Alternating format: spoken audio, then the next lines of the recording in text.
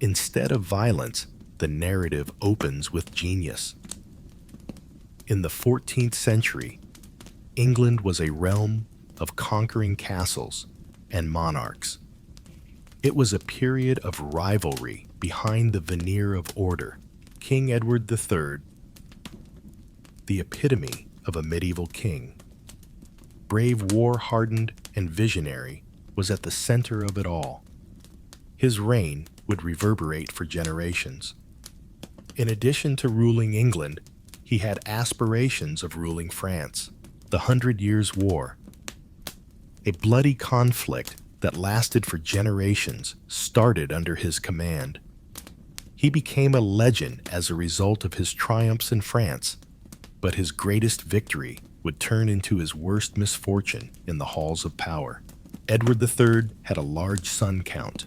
5 of them lived to maturity. They were all princes with ambition, riches, and territory. These heirs were not quiet and obedient. They were guys with their own histories. Edward the Black Prince was the oldest. He was expected to inherit the throne as a warrior with a formidable reputation who had won the Battle of Poitiers. However, fate would not be satisfied.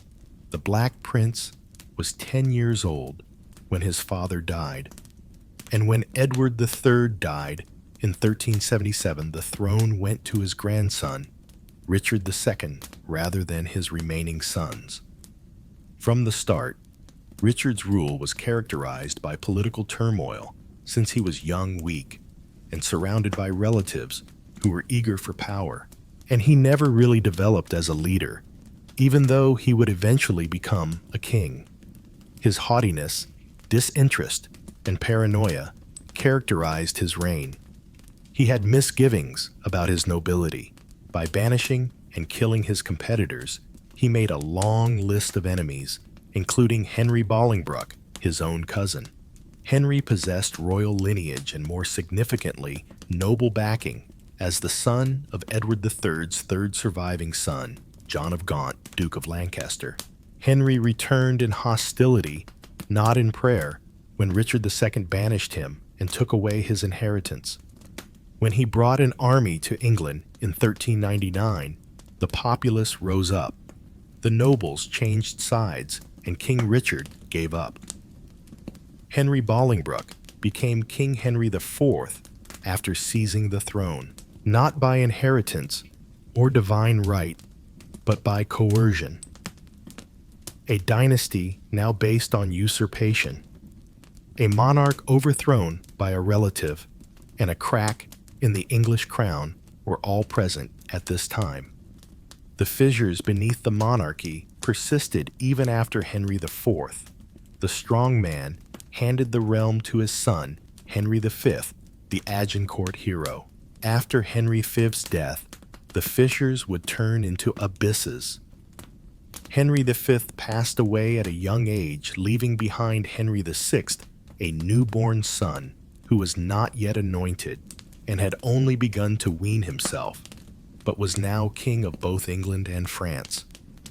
In contrast to his father, who had been a warrior, Henry VI was a kind-hearted, learned, and devout man who was regrettably prone to mental illness. He wasn't fit to be in charge. Henry's rule caused England to decline. Agincourt's triumphs waned. French lands were lost. Trade fell apart. In the countryside, nobles engaged in open combat. Others moved to fill the vacuum as the king drifted in and out of lucidity. His ambitious bride, Queen Margaret of Anjou, was one of them. Richard, Duke of York, was the other. York was derived from Edward III's second surviving son, Lionel of Antwerp. Technically, he had a better claim to the throne than the Lancastrian kings in power because of his lineage. York was also a competent administrator, commander, and visionary, unlike Henry VI. York became Lord Protector, essentially king in everything but name, as Henry's health deteriorated. England appeared to be rescued for a while, but it would not last. Queen Margaret organized the Lancastrian aristocracy against York in order to protect her husband's throne for her son. Open hate replaced the political conflict. There were rumors. Armies assembled. England was on the brink of conflict. It was not just a simple uprising that was about to break out. It was cousin against cousin, family against family. Both sides believed they were the legitimate rulers of England, not the other way around. Over the course of 3 decades, it would turn into a string of vicious civil conflicts. We refer to them as the Rose Wars. But be aware of this. The roses weren't just flowers either. They served as symbols. York was represented by white, Lancaster by crimson. Beneath them, however, were men and women motivated by survival, revenge, loyalty, and ambition. There was no war here. Well, that was a lot. When Henry Bolingbroke overthrew Richard II, the divine right of kings was broken, and a kingdom governed by force, fear, and fate took its place. This was the beginning of a cycle of power being taken and lost, kings being crowned, and killed children being left orphaned, and thrones stained with blood. This is not only a story of conflicts and treachery. It is about a kingdom that descended into anarchy, about a people who watched as the royal house fell apart, about mothers who cried for sons they never saw again, and about a nation that was bathed in blood, not for conquest, but for a crown. Thus, the scene is set for the deadliest family conflict in English history, as the sun sets on the Plantagenet peace, and war drums start to pound throughout the English hills. Once the crown of England gleamed with victory, England was feared triumphant and proud under Henry V. However, excellence is not usually passed on from father to son in a pure manner. It might appear like a burden at times. Henry VI, a 9-month-old infant who had only begun to wean himself, succeeded his father, Henry V, when he died in 1422. The weight of the crown was more than he could possibly imagine. During those early years, a council of nobility oversaw the nation. Protocol and regency protected the kid monarch from the turmoil of authority. But now, the fissures were appearing. Every aristocrat in the court recognized the opportunity: a country without a distinct voice, a throne without a real monarch. Hope sparked as Henry grew. He may develop into the king. Perhaps he would inherit his father's steely determination and strength. However, it quickly became apparent that this was not a warrior king. Henry VI was erudite, kind, and devout. He cherished solitude, knowledge, and the Bible. Rather of the clash of armor, he found comfort in monasteries. Some initially believed that this may be a welcome change, a king of peace rather than war, a leader who would mend the scars from decades of conflict. But 15th century rulers were not supposed to be silent, and England was not at peace. There was still the 100 Years' War with France. The economy stumbled. Factions grew in the courtroom. Conflict blossomed beneath Henry's feet, but he avoided it because he was indecisive and passive. He valued loyalty over ability, trusted the wrong people, and handed authority to flatterers. Gradually, the English nobility started to choose sides, not between policy, but between individuals, families, and dynasties. And then the disease struck. Henry started exhibiting symptoms of something more serious than hesitation by the time he was in his early 30s. During council sessions, he would become silent and gaze into space for hours on end. He lost the ability to identify his pals, even his queen. The collapse of 1453 followed. Bordeaux, the final significant English bastion in France, was surrendered by England in that year. It was a strategic and symbolic catastrophe. That day, Henry V's dream of an English France came to an end, and something inside Henry seemed to break along with it. He fell silent, dead silence. He remained silent and unresponsive for more than a year. He turned into a hollow figure dressed in regal robes, a ghost of a man. Panic swept through the court. Nobility, planned ministers murmured. Queen Margaret of Anjou gave birth to Edward of Westminster, their only son, during this protracted period of stillness. The king's parental impulses could be roused by the news of an heir, the court hoped. Nothing. He didn't even look at the youngster, let alone ask for him or recognize him. Many people's worst fears were validated by this. The infant wasn't the king's, or his mind was irreparably damaged. Margaret, though, was not fazed. She assumed control of the court and was fierce, wise, and powerful. She defended her husband's legacy, fought for her son's inheritance, and started navigating the perilous terrain of English politics. Others, however, detected vulnerability. Richard, Duke of York, was foremost among them. York himself was entitled to the throne. He was ambitious, competent, and growingly irritated by the anarchy engulfing the kingdom. He was maybe stronger than Henry. After years of being shut out of authority, refused promotions, and taunted by Margaret's supporters, he finally took action, now that the king was unable to do so. York was appointed Lord Protector of the kingdom by Parliament in 1454. He was put in charge of running the country while the king was still unfit. England had order for a minute. Even the simple people respected his rule, and the nobility united behind him. But Margaret regarded it as a danger. York had essentially taken her husband's place, and worse, he had started to establish himself as the legitimate heir, saying he was doing it for the sake of stable national administration. The scene was prepared for conflict, not between armies, but between families, when Henry VI abruptly awakened from his coma in late 1454. He resumed attending council meetings, spoke, and recognized individuals. His thoughts appeared to return. Hope and celebration were present, but they were fleeting. Henry has no recollection of the previous year. He didn't remember the birth of his son. He didn't understand the situation, and he didn't realize how shattered the kingdom had become. Everything had altered, yet nothing had changed in his eyes. Now, the Yorkists were a powerful group. The nation itself was split in two, and the Queen had cultivated her own devoted group of wealthy magnates.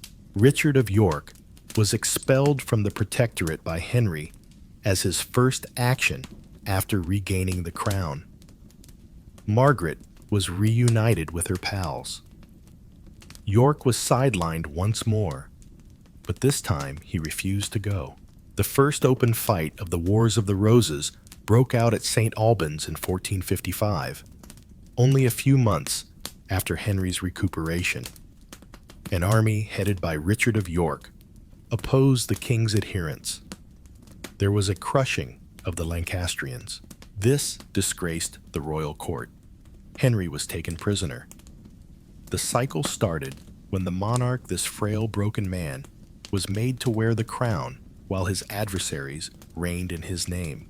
The realm teetered each time Henry's thoughts wavered. Margaret attempted to regain control. Each time he appeared well, but York and his lineage refused to back down. They refused to accept Edward of Westminster's inheritance, Margaret's boldness, or Henry's apathy. They felt they had a right to the throne. And England split between a crazy monarch and ambitious rivals started a gradual decline into a 3-decade conflict that was sparked by a king who was incapable of ruling as well as by politics and greed. Richard Plantagenet, Duke of York, sprang out of the shadows as Henry VI's mind stumbled and England fell into anarchy. With his iron determination and royal blood, Richard was ready to overthrow the shaky Lancastrian rule and permanently change the path of English history. Politics and power were nothing new to Richard. His family owned enormous estates and power in the north of England. So even before Henry VI's insanity started to tear the realm apart, he was a powerful force. Born in 1411, he was a direct descendant of Edward III through both of his parents, giving him a legitimate claim to the throne that rivaled, and some argued exceeded, that of the Lancastrian king Henry VI. Richard was brash, forceful, and an experienced soldier, in contrast to Henry VI's soft disposition. He had gained reputation and combat experience during the 100 Years' War by serving in the French wars for years. He was a guy who was aware of the harsh realities of medieval strategy, power force, and allegiance. Richard became the Lord Protector of England in 1453, after Henry's health entirely collapsed. For Richard, this was more than just a stewardship. It was a chance to regain what he felt was properly his. This was meant to be a temporary position to oversee until Henry recovered. Richard's initial protective actions were important. In addition to addressing the rising danger from influential factions fighting for control, he aimed to restore order and lessen the corruption that had infiltrated the court. However, persistent resistance tainted his tenure in power despite his strength and leadership. Henry's queen, Margaret of Anjou, resisted giving up her position of authority. Richard was seen by her as a usurper who threatened to take away her son's inheritance. Dedicated Lancastrian aristocrats united behind her, creating a savage rift that divided the country into two factions. The Lancastrians supported Margaret, while the Yorkists supported Richard. With every year that went by, the animosity between these factions increased due to political scheming, personal grudges, and long-standing family rivalries. The legitimacy issue was at the center of this dispute. Who was the legitimate heir to the throne of England? Richard was adamant in his assertion. He maintained that Henry VI's mental instability made him unsuitable to lead, and that the throne had to go to a strong, capable person. Others were faithful to the Lancastrian cause because of oaths, familial connections, or a fear of civil war. But many nobility accepted because they were fed up with the weakness and disarray that had overtaken the nation. England was in danger of breaking apart. At the First Battle of St Albans in 1455, the first battle that would be known as the Wars of the Roses, these tensions erupted into open warfare. Richard led his army in a fast and vicious attack on the loyalist rulers. The king was captured when the Lancastrians were routed. Despite winning, Richard did not take the throne right away. Rather, he restored Henry VI to the throne while essentially controlling the actual authority. But this fine equilibrium was precarious. York's control was rejected by Margaret and her followers, and the kingdom continued to be split. The conflict between York and Lancaster grew more intense during the next 10 years. As battles broke out at St Albans, Bloorheath, Wakefield, Towton, and other parts of England, the stakes increased and the carnage became more horrifying.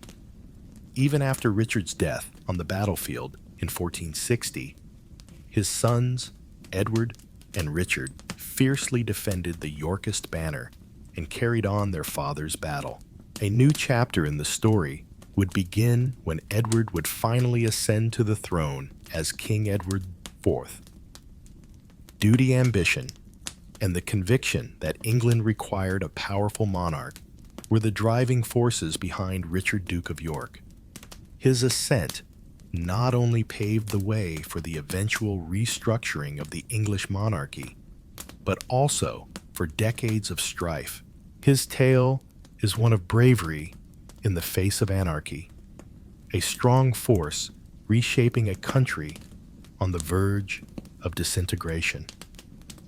England, a country split between the red of Lancaster and the white of York, was ensnared in the cold clutches of civil war in the late fall of 1460. Following the First Battle of St Albans, a tenuous truce was disintegrating. In anticipation of the next pivotal battle that would decide the kingdom's destiny, both sides were gaining strength. The Battle of Wakefield, which would turn out to be one of the bloodiest and most significant of the Wars of the Roses, was the result of this strain. The Duke of York, Richard, had been steadfastly pursuing the crown. Richard's aspirations had increased after he was appointed protector of the realm during King Henry VI's periods of mental instability. By 1460, Richard's military and political scheming had put him squarely against Henry's tenacious and ferocious consort, Queen Margaret of Anjou. Margaret rallied her Lancastrian adherents for war because she would not let Richard take her son's throne. One of the most important battlegrounds was the north of England. The area, which has always been sympathetic to Yorkism, served as Richard's battleground and power base. But by December of that year, the Lancastrians had reorganized and were attempting to permanently destroy Richard's army. The conflict took place close to Wakefield, a tiny Yorkshire town that would soon be remembered for its bloodshed and political ramifications. Despite their experience and loyalty, Richard's army was vastly outnumbered. Lancastrian armies probably outnumbered Yorkists by a margin of at least 2-1, though estimates vary. The Lancastrian leaders, including John Clifford, Henry Beaufort, and the Duke of Somerset, were brutal and committed to putting a definitive end to the Yorkist struggle. There are reports of the Lancastrians engaging in strategic deception in the days preceding the fight. According to some historians, they lured Richard out of his defensive stance by spreading false information. Despite the odds, Richard rallied his troops to engage his adversaries in combat because he was sure of his leadership and wanted to give them a crushing blow. On a chilly December 30th, the Battle of Wakefield was fought. The Yorkists fought valiantly and desperately when the armies collided, knowing that the result may determine England's future. The bigger and better equipped Lancastrian soldiers soon took the initiative. With brutal efficiency, the Yorkists were surrounded and destroyed. Richard was in the middle of the altercation. Chroniclers say he battled bravely all the way to the finish, but was taken prisoner. The subsequent treatment was surprising and cruel. In order to scare his supporters and anybody who dared to question Lancastrian rule, Richard was put to death in a brutal and spectacular manner. Richard's decapitated head was transported to York and mockingly adorned with a paper crown before being exhibited on a spike over the city gates. This somber emblem was meant to serve as a clear warning. The Lancastrian claim was paramount, and rebellion would not be accepted. But instead of intimidating Richard's followers, this deed made him a martyr. The Yorkist cause did not die with the Duke of York's passing. Rather, it stoked a fresh passion for the battle.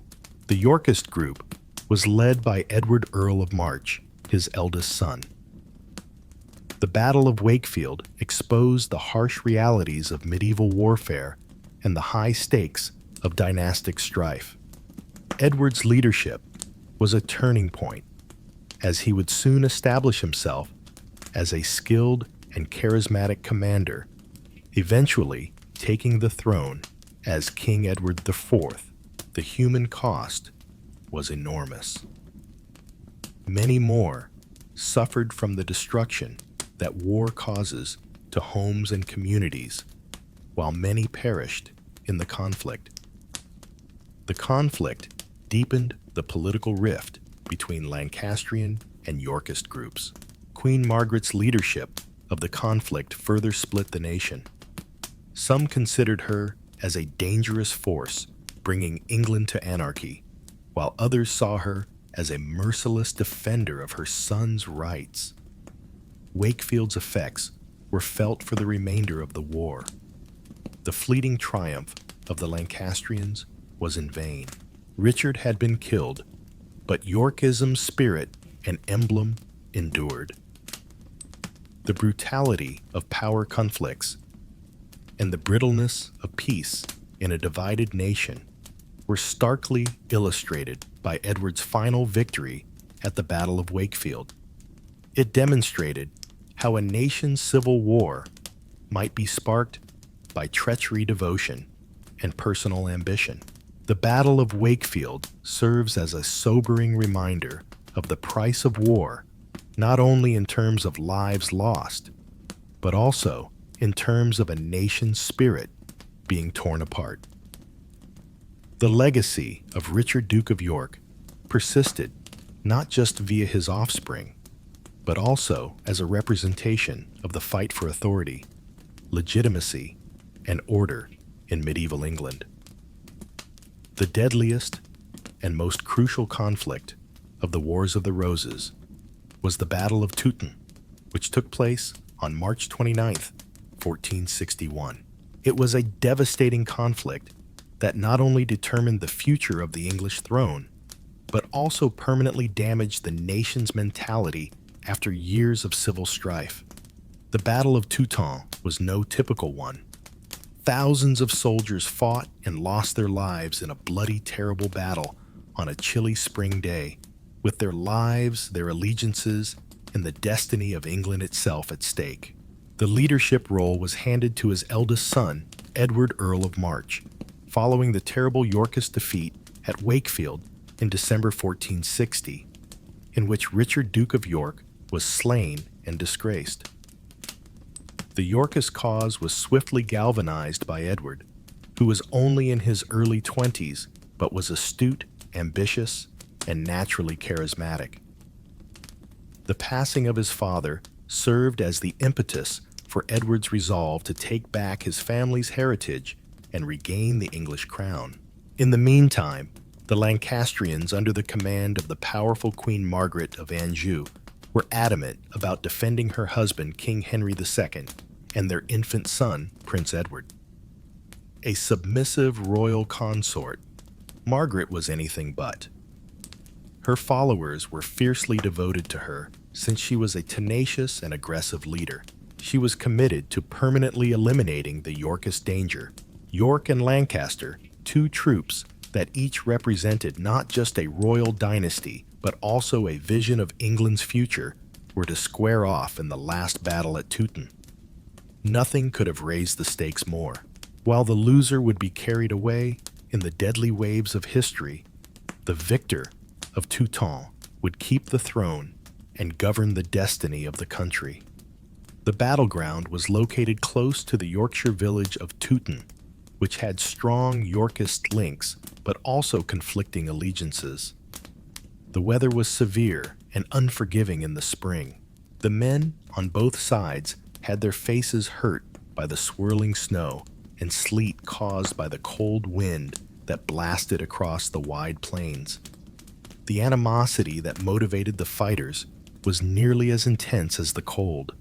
According to historical records, the Battle of Towton was one of the biggest and bloodiest battles ever fought on English territory, with an estimated 50,000 to 80,000 soldiers involved. Because of the size of the forces, the bloodshed would be unmatched. Many troops saw this conflict as a struggle for existence, as much as for their rulers. The clatter of armor and the unmistakable sound of battle horns signaled the start of the day. Both sides had strategically placed their soldiers in place. The Lancastrians had a tactical edge since they occupied the higher ground on a hill. Aware of this disadvantage, Edward came up with a daring scheme to take advantage of the shifting wind. An important element in the impending conflict was the strong wind. The Lancastrian ranks were hit by a lethal volley of arrows fired by the Yorkist longbowmen. With its ability to shoot volleys of arrows that could pierce armor and destroy densely populated formations, the English longbow was a weapon of horror and accuracy. The Lancastrian arrows were blown off course at Towton, while the Yorkist arrows were borne by the wind with lethal accuracy. Thousands of arrows poured down, causing a hailstorm of death as the skies became darker. The noises of anguish, panic, and war cries filled the air, and soon the ground was covered in fallen men and horses. The intensity and high death toll that would ensue were established by this first archery battle. After the volleys of arrows, the fight turned into a vicious hand-to-hand struggle. Swords, axes, and polearms clashed as knights, men-at-arms, and foot troops surged across the fields. The thrashing of men and horses churned up the muddy ground, making footing tiresome and dangerous. Edward IV demonstrated exceptional leadership. Clad in gleaming armor and mounted on a horse, he galloped throughout the front lines, inspiring his soldiers with his courageous example and inspirational words. Despite overwhelming odds, his young vigor and will motivated the Yorkist men to continue. The Yorkists gained ground in spite of the Lancastrians' fierce opposition. A string of violent engagements on several fronts characterized the conflict. Given that a loss would signal the end of their cause, some Lancastrian leaders fought desperately. Soldiers sometimes found themselves separated from their battalions as the battle spread over many miles, transforming Towton into a vast, disorderly fracas. The clang of steel, the shout of the battling soldiers, and the cries of the injured created an overwhelming clamor. The Lancastrian lines started to sag as the fight went on. A Yorkist advantage developed gradually as a result of Edward's tactical skill, the toll of arrow fire and exhaustion. In the ensuing chase, some Lancastrian troops were pursued after breaking ranks and running away. The fallout was horrific. Over 20,000 soldiers are thought to have lost their lives on the battlefield that day, which is nearly unthinkable for the Middle Ages. The frozen fields were littered with the remains of horses and warriors, and among the chaos were weapons. Blood was said to have ran crimson in the neighboring rivers. Contemporaries were astounded by the extent of the carnage at Towton, and it profoundly affected the communal memory of England. Chroniclers depicted scenes of unspeakable cruelty and agony, calling it a war of death. Towton was a watershed in politics. With his quick coronation as King Edward IV, the Yorkist dynasty began to gain power. His crowning served as a potent declaration of both his legitimacy and the Yorkist cause's triumph. The Lancastrian group was not entirely eradicated, though. Despite vowing to keep fighting, Prince Edward and Queen Margaret of Anjou escaped into exile. Even though the Yorkists had a clear advantage, the conflict was far from done. Important developments in medieval warfare were also disclosed by Towton. The conflict demonstrated the English longbow's destructive power, as well as the value of tactical inventiveness, spirit, and leadership. It was a forerunner of the changing character of combat that would ultimately result in the growth of more disciplined infantry and ranged weaponry and the demise of highly armored knights. The terrible price of dynastic struggle, bravery, and sacrifice are all still symbolized by the Battle of Towton. It acts as a sobering reminder of how national unity can be shattered by power disputes and how the quest for a crown may result in unspeakable carnage. A monument to the savagery of civil war and the unwavering will of those who battled for England's future, Towton's legacy is inscribed not only in the annals of history, but also in the memories of those who fought and lost their lives on that freezing field. A new phase in the Wars of the Roses began with Edward IV's accession to the throne, following the decisive victory at Towton.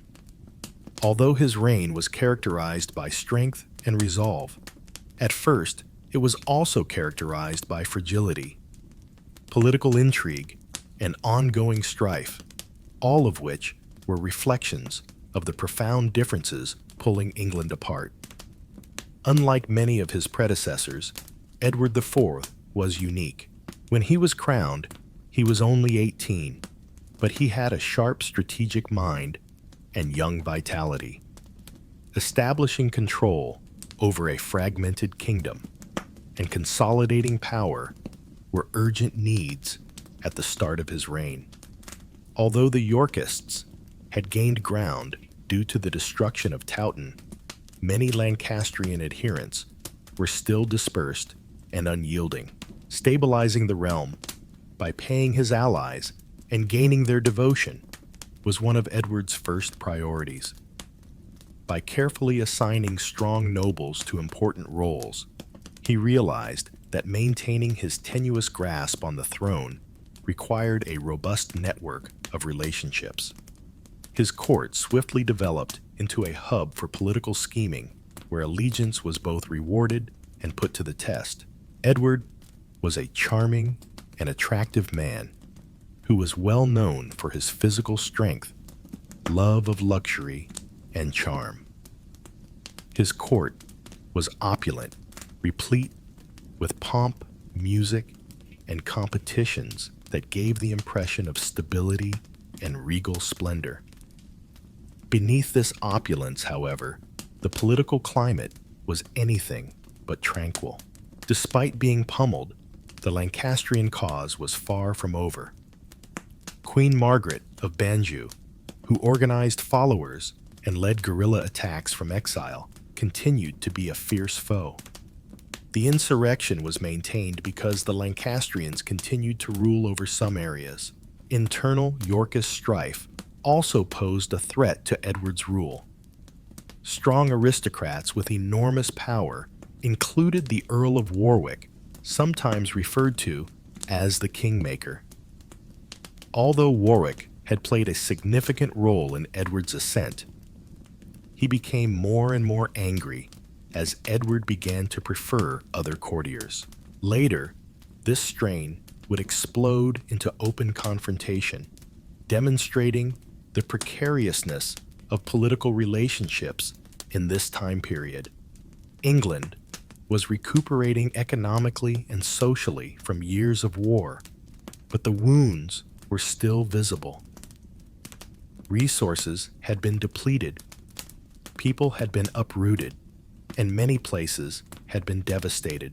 Common people suffered greatly as a result of the war, trying to start over in an environment of constant uncertainty. During this period, religious organizations were important because they provided refuge and assistance while also getting involved in politics.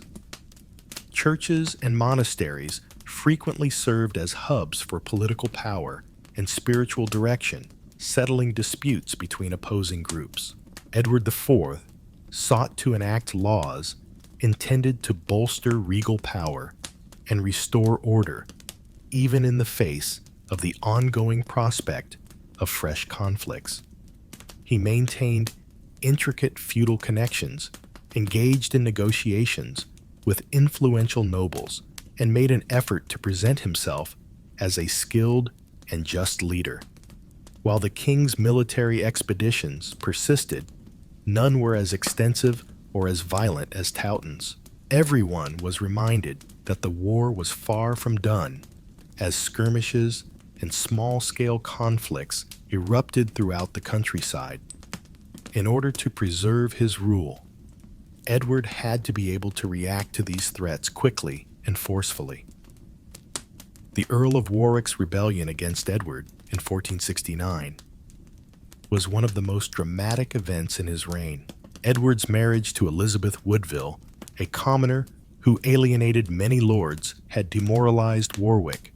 In a shocking turnaround, Warwick betrayed the Lancastrians and briefly reinstated Henry VI as king. In order to rally support for a return, Edward fled to Burgundy. His fast and triumphant return to power in 1471 culminated with the arrest and execution of Prince Edward, the Lancastrian heir, and the killing of Warwick at the battles of Barnet and Tewkesbury. This strengthened Edward's position and put a violent end to the immediate Lancastrian menace. But behind the surface, Edward's rule was characterized by ongoing instability. Peace was frequently ephemeral and uncomfortable due to the underlying conflicts between Yorkist groups, the unsettled claims of Lancastrian loyalists, and the brittleness of political relationships. The reign of Edward IV demonstrates the difficulties of medieval monarchy in a divided world. At the period, charm and physical might could win conflicts and crowns, but retaining power necessitated ongoing attention to detail, compromise, and occasionally brutal action. As his reign came to a conclusion, Edward had to deal with fresh conspiracies and health problems. The final dramatic events of the Wars of the Roses were set in motion by his abrupt death in 1483, which threw England back into instability. During his reign, Edward IV maintained a tenuous peace and a delicate balance between diplomacy and battle.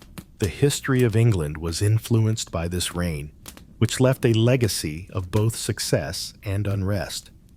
Despite notable triumphs and efforts to consolidate power, Edward's reign was everything but steady.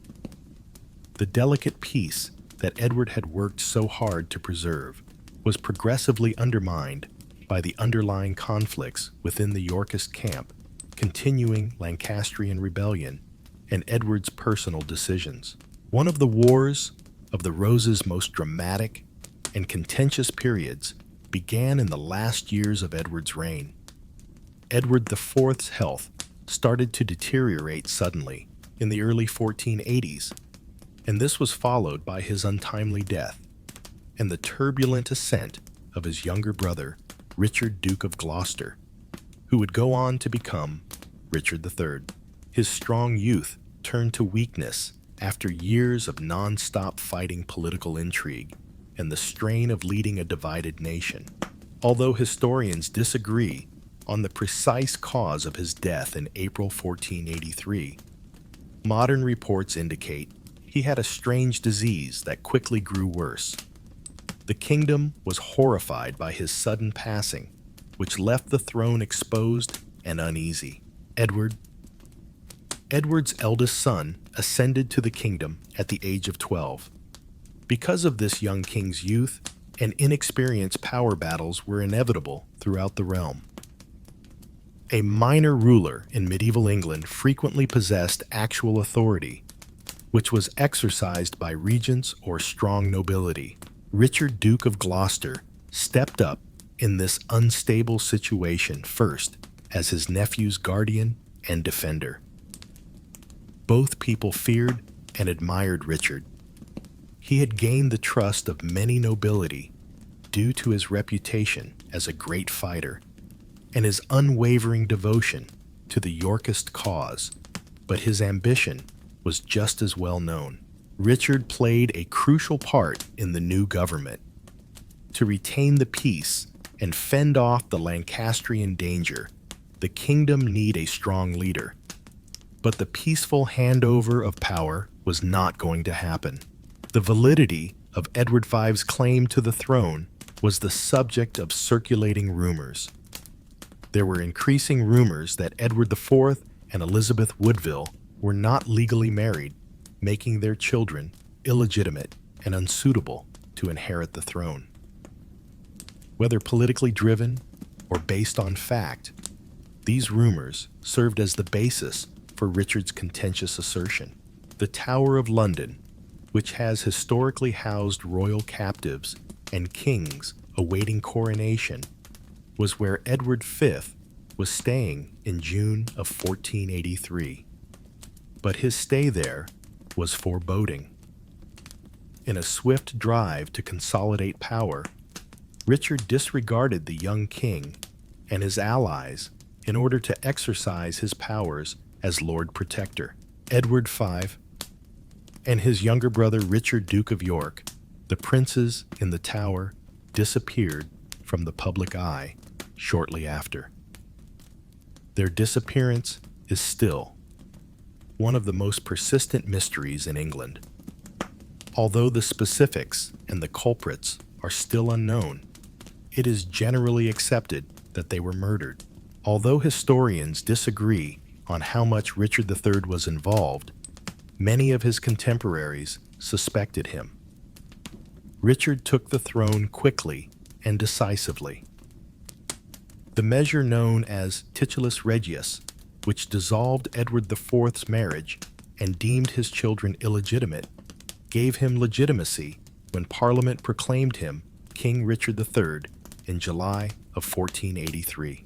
Richard was crowned under controversy, and the mistrust and dread sparked by the prince's fates cast a shadow over his rule. The reign of Richard III was complicated and problematic. He was a competent military commander and administrator on the one hand.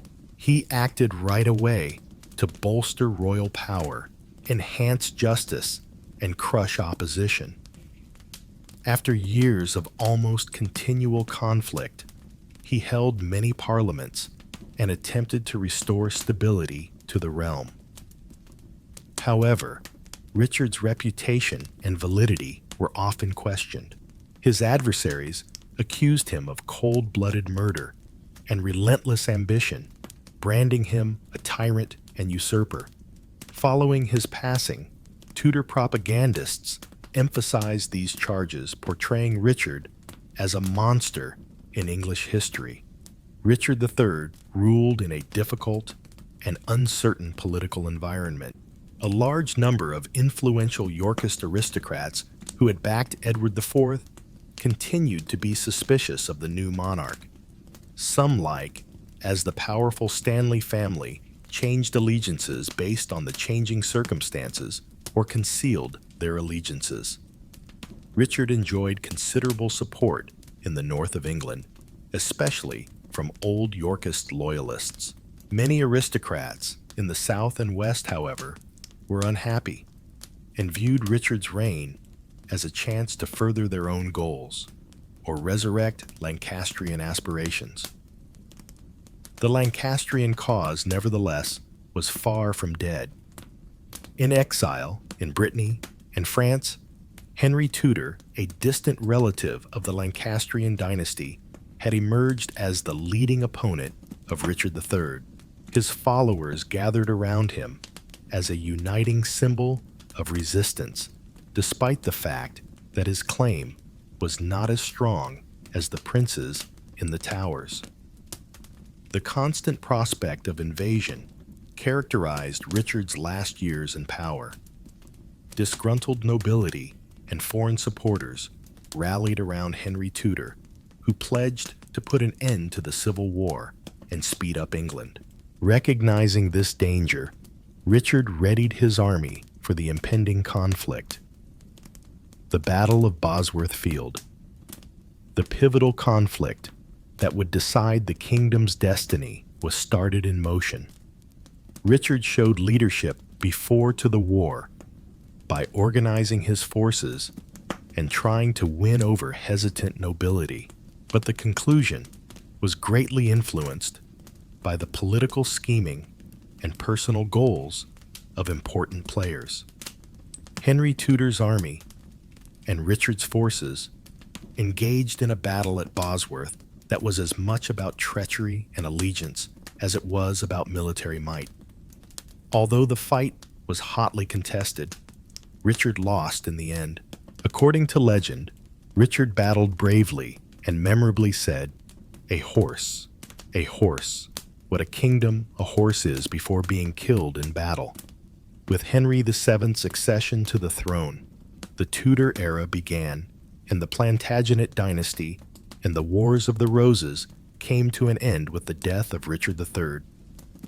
Richard is one of England's most intriguing kings, and his contentious reign and unexplained death have sparked centuries of discussion, writing, and conjecture.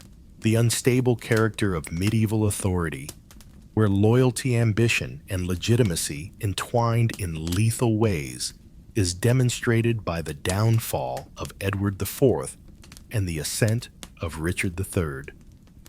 The prince's destiny, the changing loyalties, and the violent ending at Bosworth all highlight the political complexity and personal drama of this era. This section of the Wars of the Roses serves as a potent reminder of how brittle authority can be, and how decisions made by individuals and unforeseen circumstances frequently determined the path of history.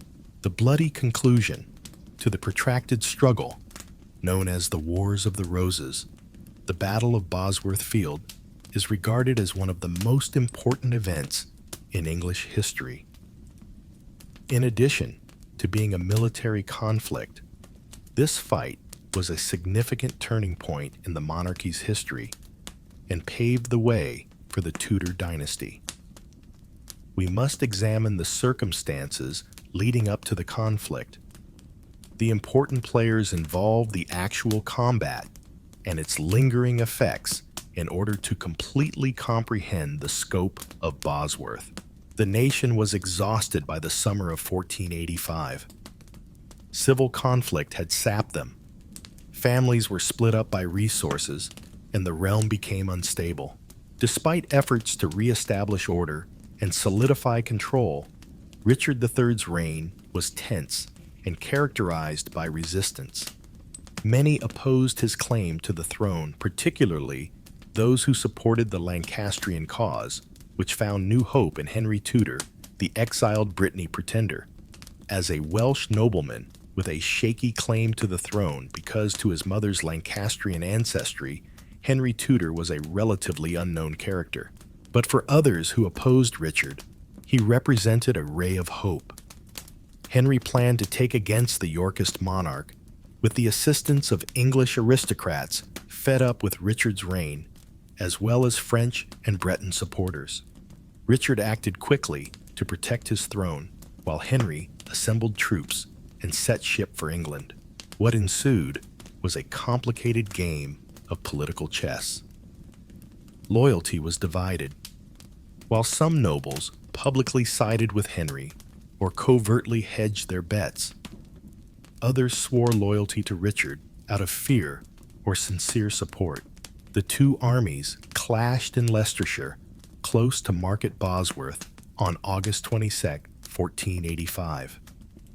Encircled by fields and trees, the battlefield was a comparatively tiny and uneven region. The armies were about equal in strength. Estimates place Henry's forces at 5,000 to 8,000 supported by seasoned French soldiers, while Richard's forces were estimated to be around 12,000 men. The majority of Richard's army was made up of seasoned combatants and devoted Yorkist aristocrats who were determined to protect the kingdom and trusted in their monarch. The prospect of a new order and the desire to put an end to decades of carnage inspired Henry's warriors despite their smaller numbers. After some initial skirmishes and probing attacks, the conflict quickly turned into a bloody and disorderly melee. With remarkable courage and tenacity, Richard personally led his men in an attempt to deal Henry's forces a crushing blow. When Richard saw Henry Tudor on the battlefield, it was one of the pivotal moments. Realizing that Henry's capture or murder would put an immediate end to the battle, Richard launched a daring attack straight at the Lancastrian commander. Although this bold action showed Richard's lack of fear, it also put his forces in jeopardy. When two important Yorkist allies, Lord Stanley and his brother Sir William Stanley, who led a sizable army, decided to change sides, the battle's outcome drastically changed. Because of their crucial defection, Henry's army was able to encircle Richard and overrun his army. Richard persevered till the very end. He screamed, "Audra horse my kingdom," for a horse frantically looking for a mount to carry on the battle, according to historical narratives and popular folklore.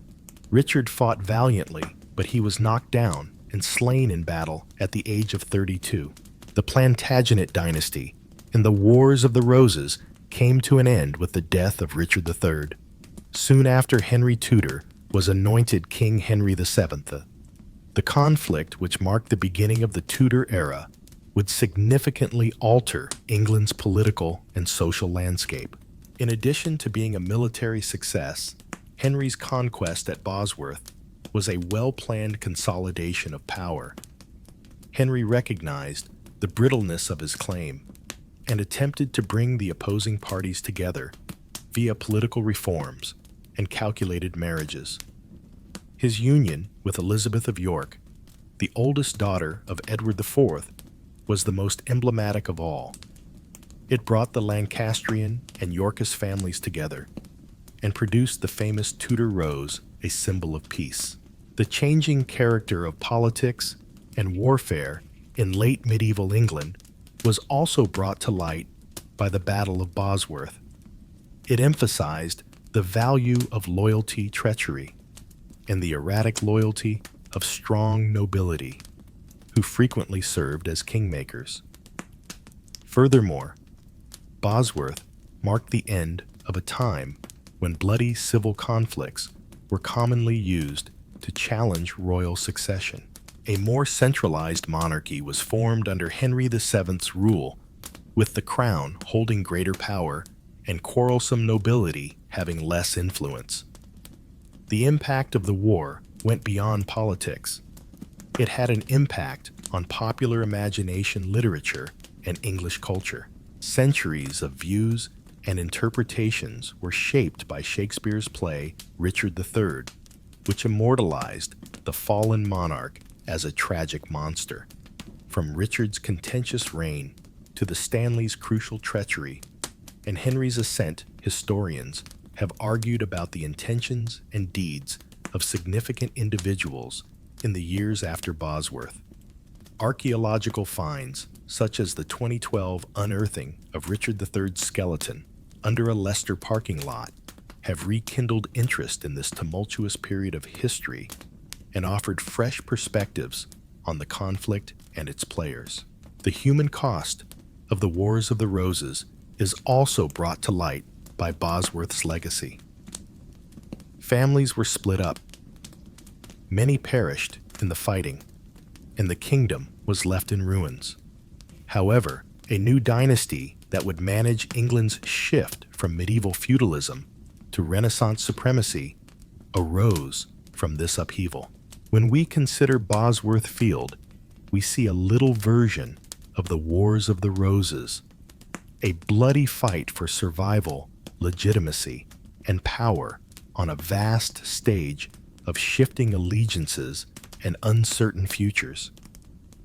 The fight represented the start of a new chapter in English history, one characterized by cautious hope and the promise of stability, but it also marked the brutal conclusion of a turbulent time. The Tudor dynasty began when Henry Tudor became King Henry VII and took the English crown following the downfall of Richard III at Bosworth Field. His ascent marked not just the end of a bloody civil war, but also the beginning of a new period characterized by prudent leadership, political acumen, and a desire to mend a broken kingdom. Bloodline alone did not guarantee Henry's claim to the throne. Although he descended from John of Gaunt, the third son of Edward III, he had a distant and convoluted pedigree through the Lancastrian side. He was viewed by many as a comparatively unknown aristocrat with a shaky claim to power. Political savvy, military cunning, and the support of strong allies were more important factors in his triumph at Bosworth than pure ancestry. Henry VII quickly consolidated his control after realizing how precarious his situation was. Securing his legitimacy as king in the eyes of the English nobles and the general public was his first goal. He took both real and symbolic actions to accomplish this. His January 1486 marriage to Elizabeth of York was one of his most important political decisions. The struggle had been rekindled by the death of Edward IV, the Yorkist king whose eldest daughter was Elizabeth. The severe rivalry between the houses of Lancaster and York was symbolically resolved by this alliance. By combining their claims, it brought two opposing groups together under one roof and gave the kingdom a unified face.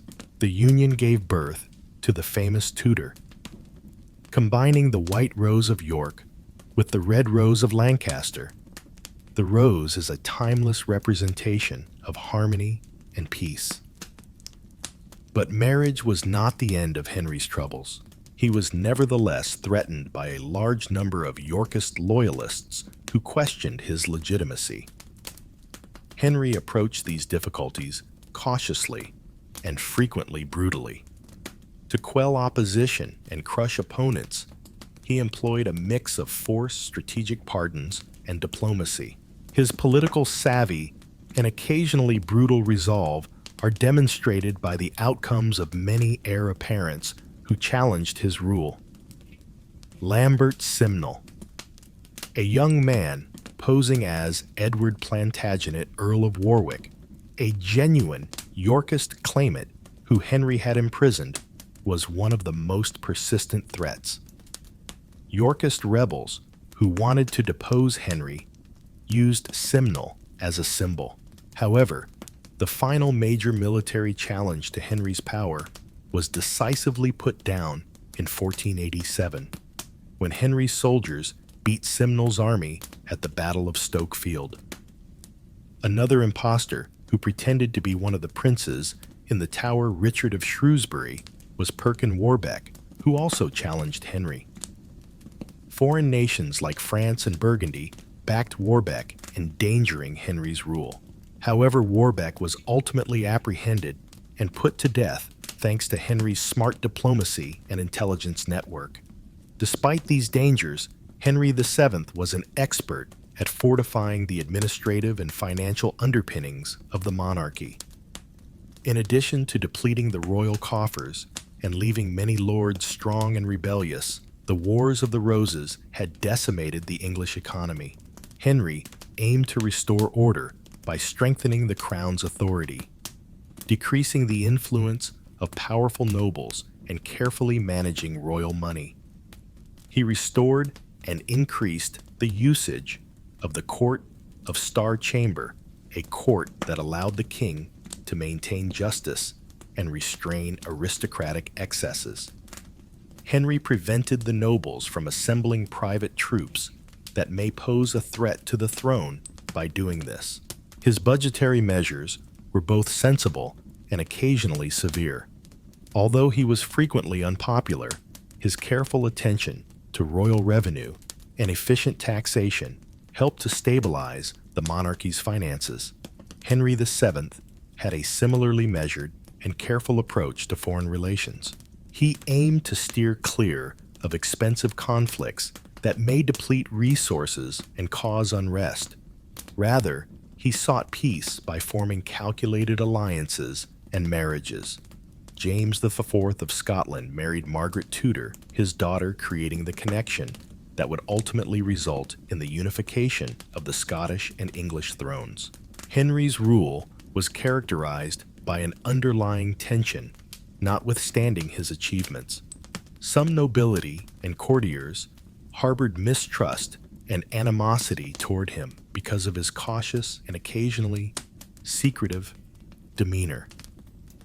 He gained a reputation for being severe and thrifty due to his rigorous enforcement of the law and taxes, which occasionally made him unpopular. However, Henry's rule prepared the way for England's transition from a feudal realm beset by internal conflicts to a more centralized and potent monarchy. He delivered a degree of peace and stability that had escaped the realm for decades, built enduring institutions, and bolstered the crown's power.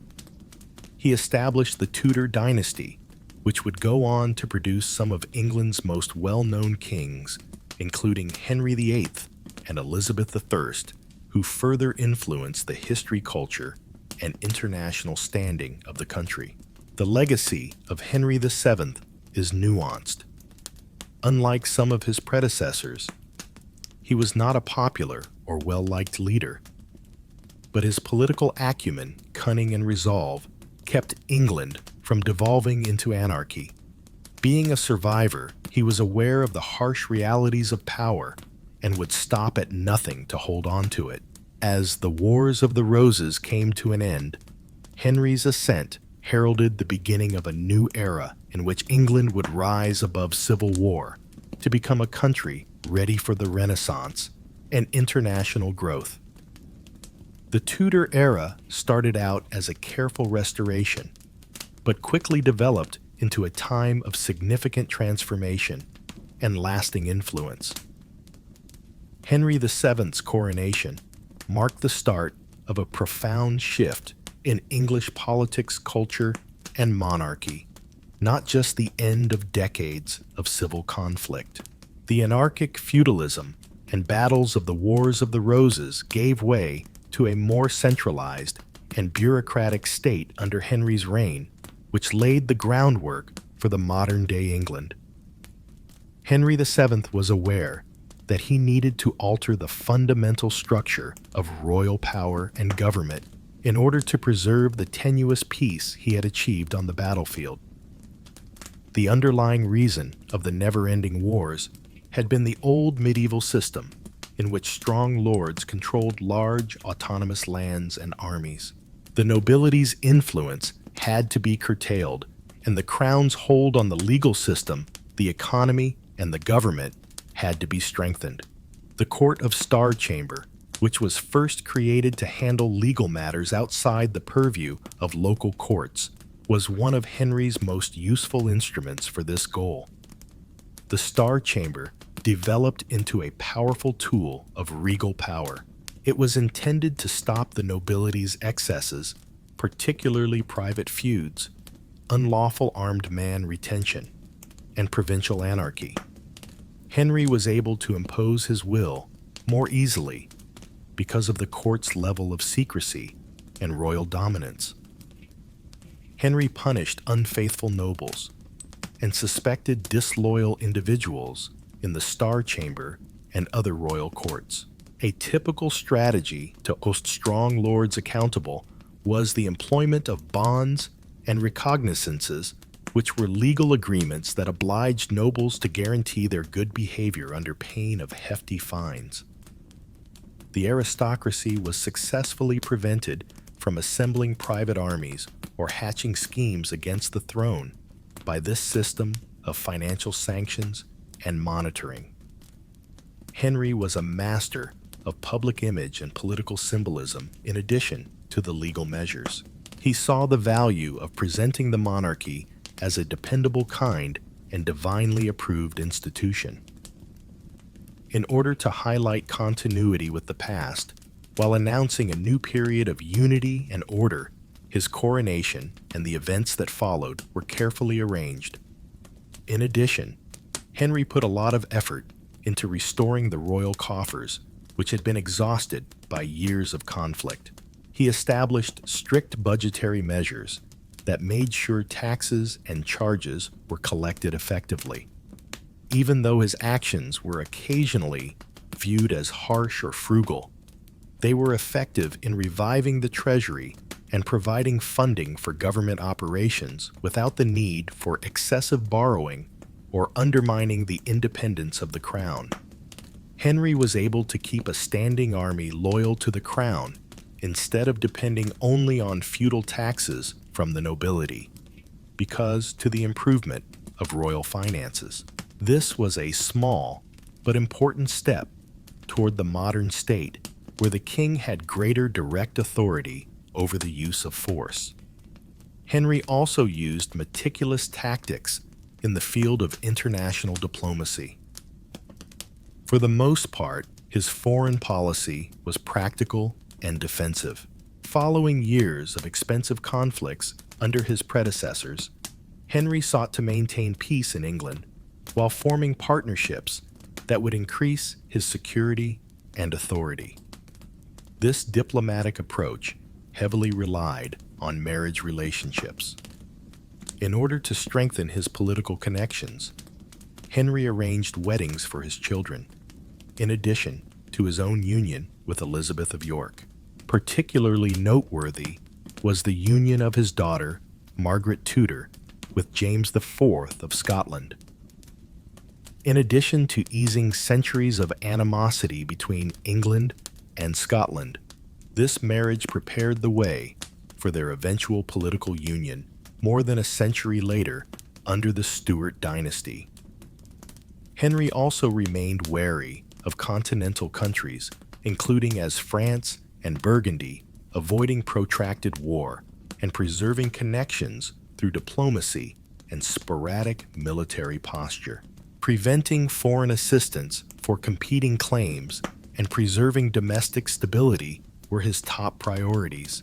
During Henry's reign, there was a slow but significant change in the way government was carried out at home. The previous system of feudal officials and nobles governing local government started to give way to the emergence of a professional bureaucracy manned by educated administrators and legal specialists. The effectiveness and uniformity of royal power across England were enhanced by this bureaucratic growth. The Tudor court itself developed into a hub for patronage culture and politics. By promoting education and the arts, Henry helped his successors usher in the English Renaissance. Even though Henry VII was known for being cautious and economical, his reign still sowed the seeds for modernization and cultural advancement. Henry's actions had a significant societal influence. He brought about relative calm in the countryside by reducing the frequency of private battles and criminality by extending royal justice and restricting noble power. The influence of rebellious lords was reduced by the implementation of laws against private armies and unlawful retention, which contributed to the stabilization of local government. But there was some debate over Henry's growing hold on authority. Both nobility and commoners occasionally became resentful of his strict tax collection and imposition of financial penalties. His reputation for thrift frequently resulted in mistrust or anxiety, and his control may be severe. However, there is no denying that his actions set the stage for a more strong and stable English monarchy. Throughout the Tudor era and beyond, Henry VII's consolidation of power would leave a lasting imprint. The monarchy was no longer only a head of state, backed by quarrelsome nobility. With the ability to more directly oversee the country's political, legal, and financial issues, it had emerged as England's primary authority. This change helped England get ready for the chances and difficulties of the 16th century, such as the emergence of a strong nation-state, religious turmoil, and international exploration. The instability of the Wars of the Roses gave rise to Henry VII's reign, which served as the testing ground for the development of the modern English monarchy and state. Henry's cautious and resolute hand established the Tudor dynasty, which would rule English history for more than a century and influence the country's politics, religion, and culture in ways that are still felt today. However, it all started with the purposeful and sometimes unsung efforts to restore order, consolidate authority, and create a government that would be resilient to both the uncertainties of the future and the storms of the past. The Wars of the Roses did not conclude with the ascent of Henry VII and the killing of Richard III at Bosworth. It signaled the slow but inevitable end of England's feudal era.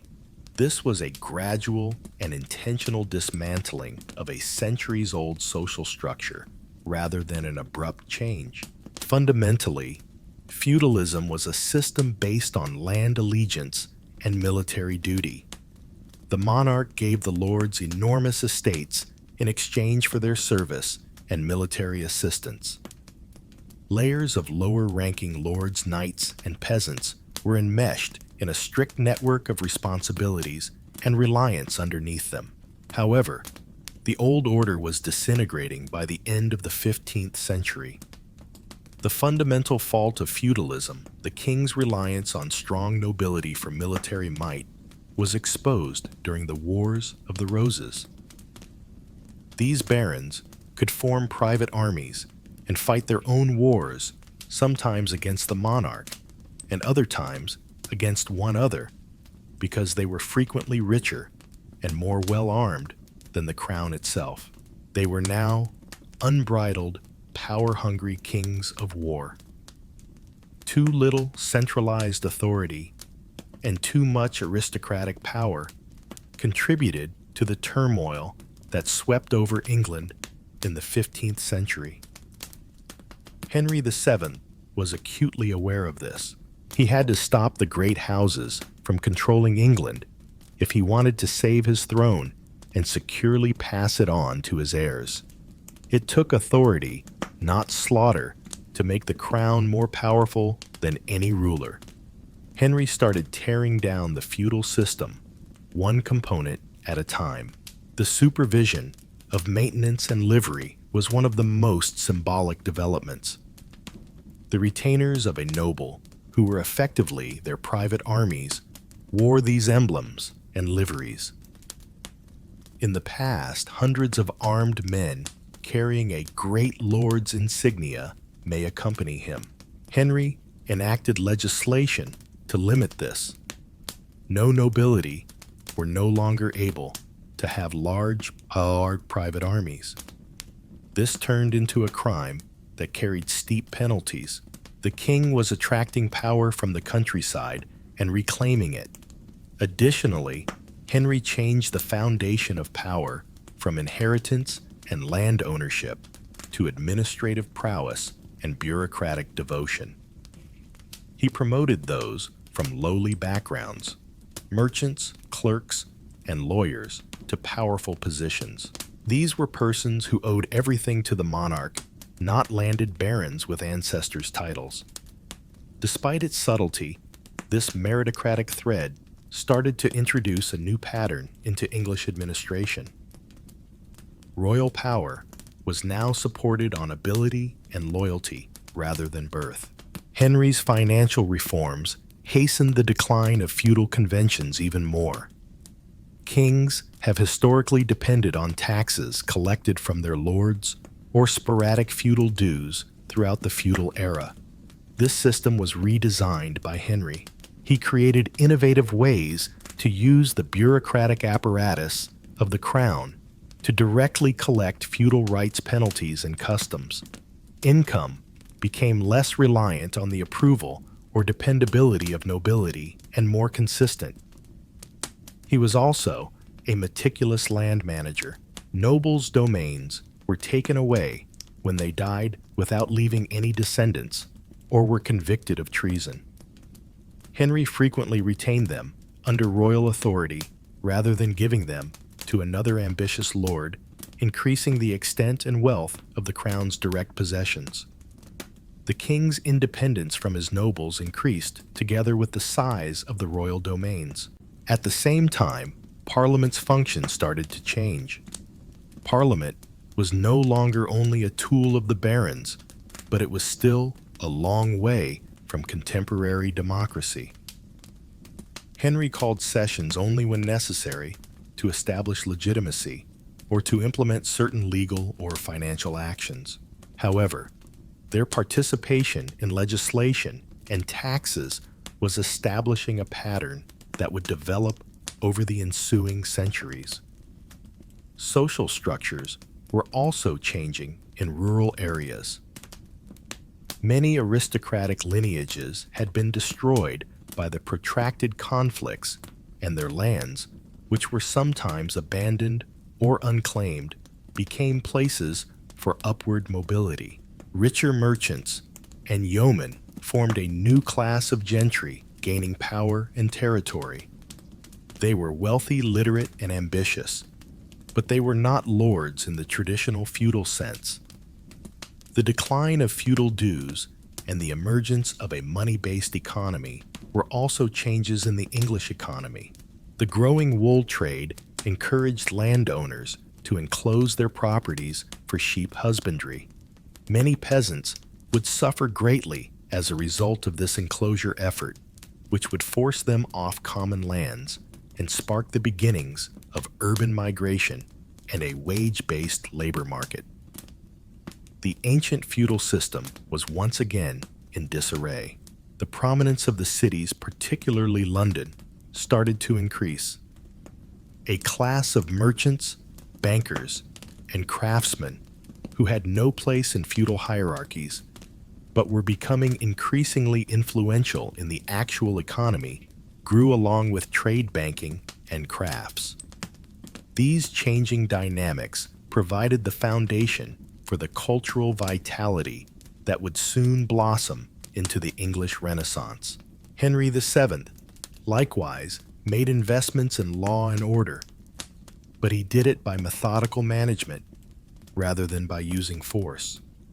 He increased municipal government's accountability to the crown and broadened the function of justices of the peace. Justice was progressively administered through centralized legal institutions, rather than feudal arbitration, and common law courts became more widely available. The foundation for the contemporary state was established by this slow centralization bureaucracy and control over justice. England was no longer a patchwork of aristocratic, largely sovereign provinces. It was coming together as a single, powerful monarchy. The seeds of change had already been planted, but the church was still a strong influence. The political independence Henry displayed in his dealings with Rome suggested future conflicts, even though he remained a devoted Catholic and utilized religion to support his legitimacy.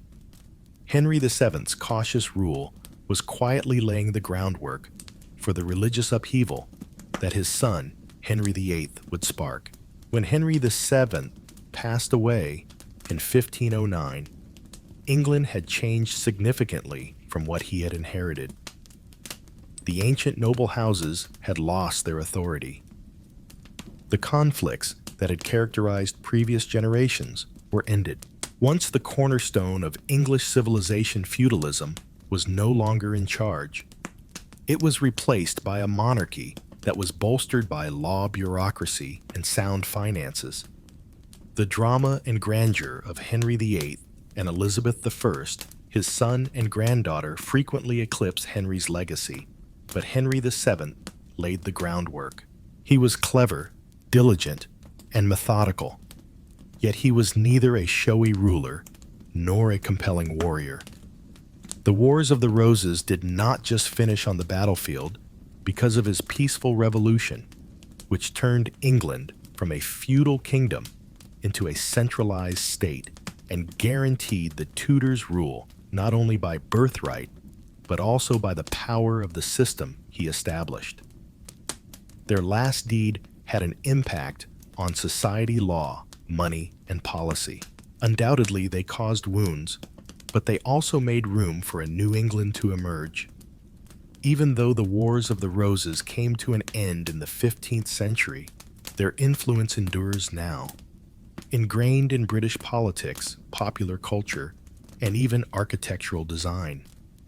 To comprehend contemporary Britain without appreciating the spectral specter of this civil war would be to overlook the underlying basis.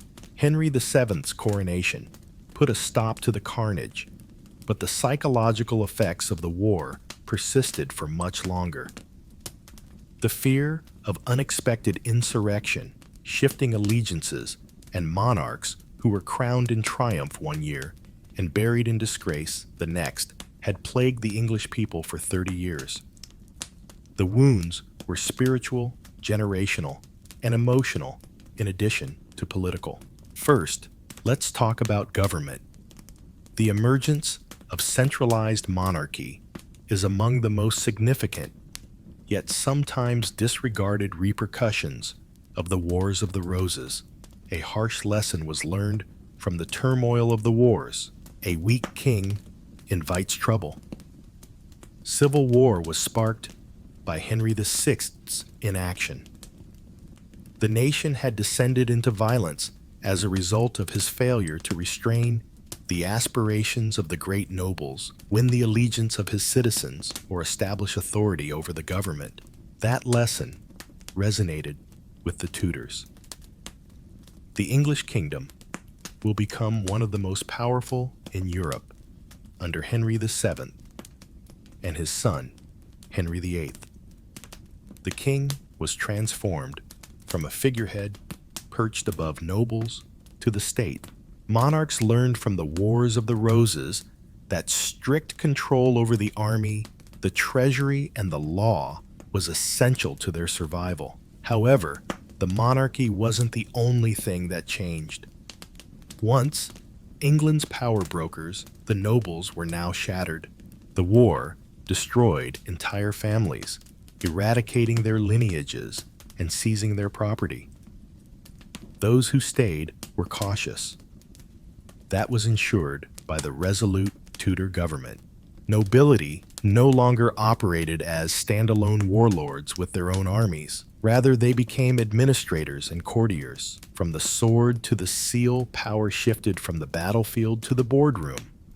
The foundation for the contemporary British civil service was established by this change.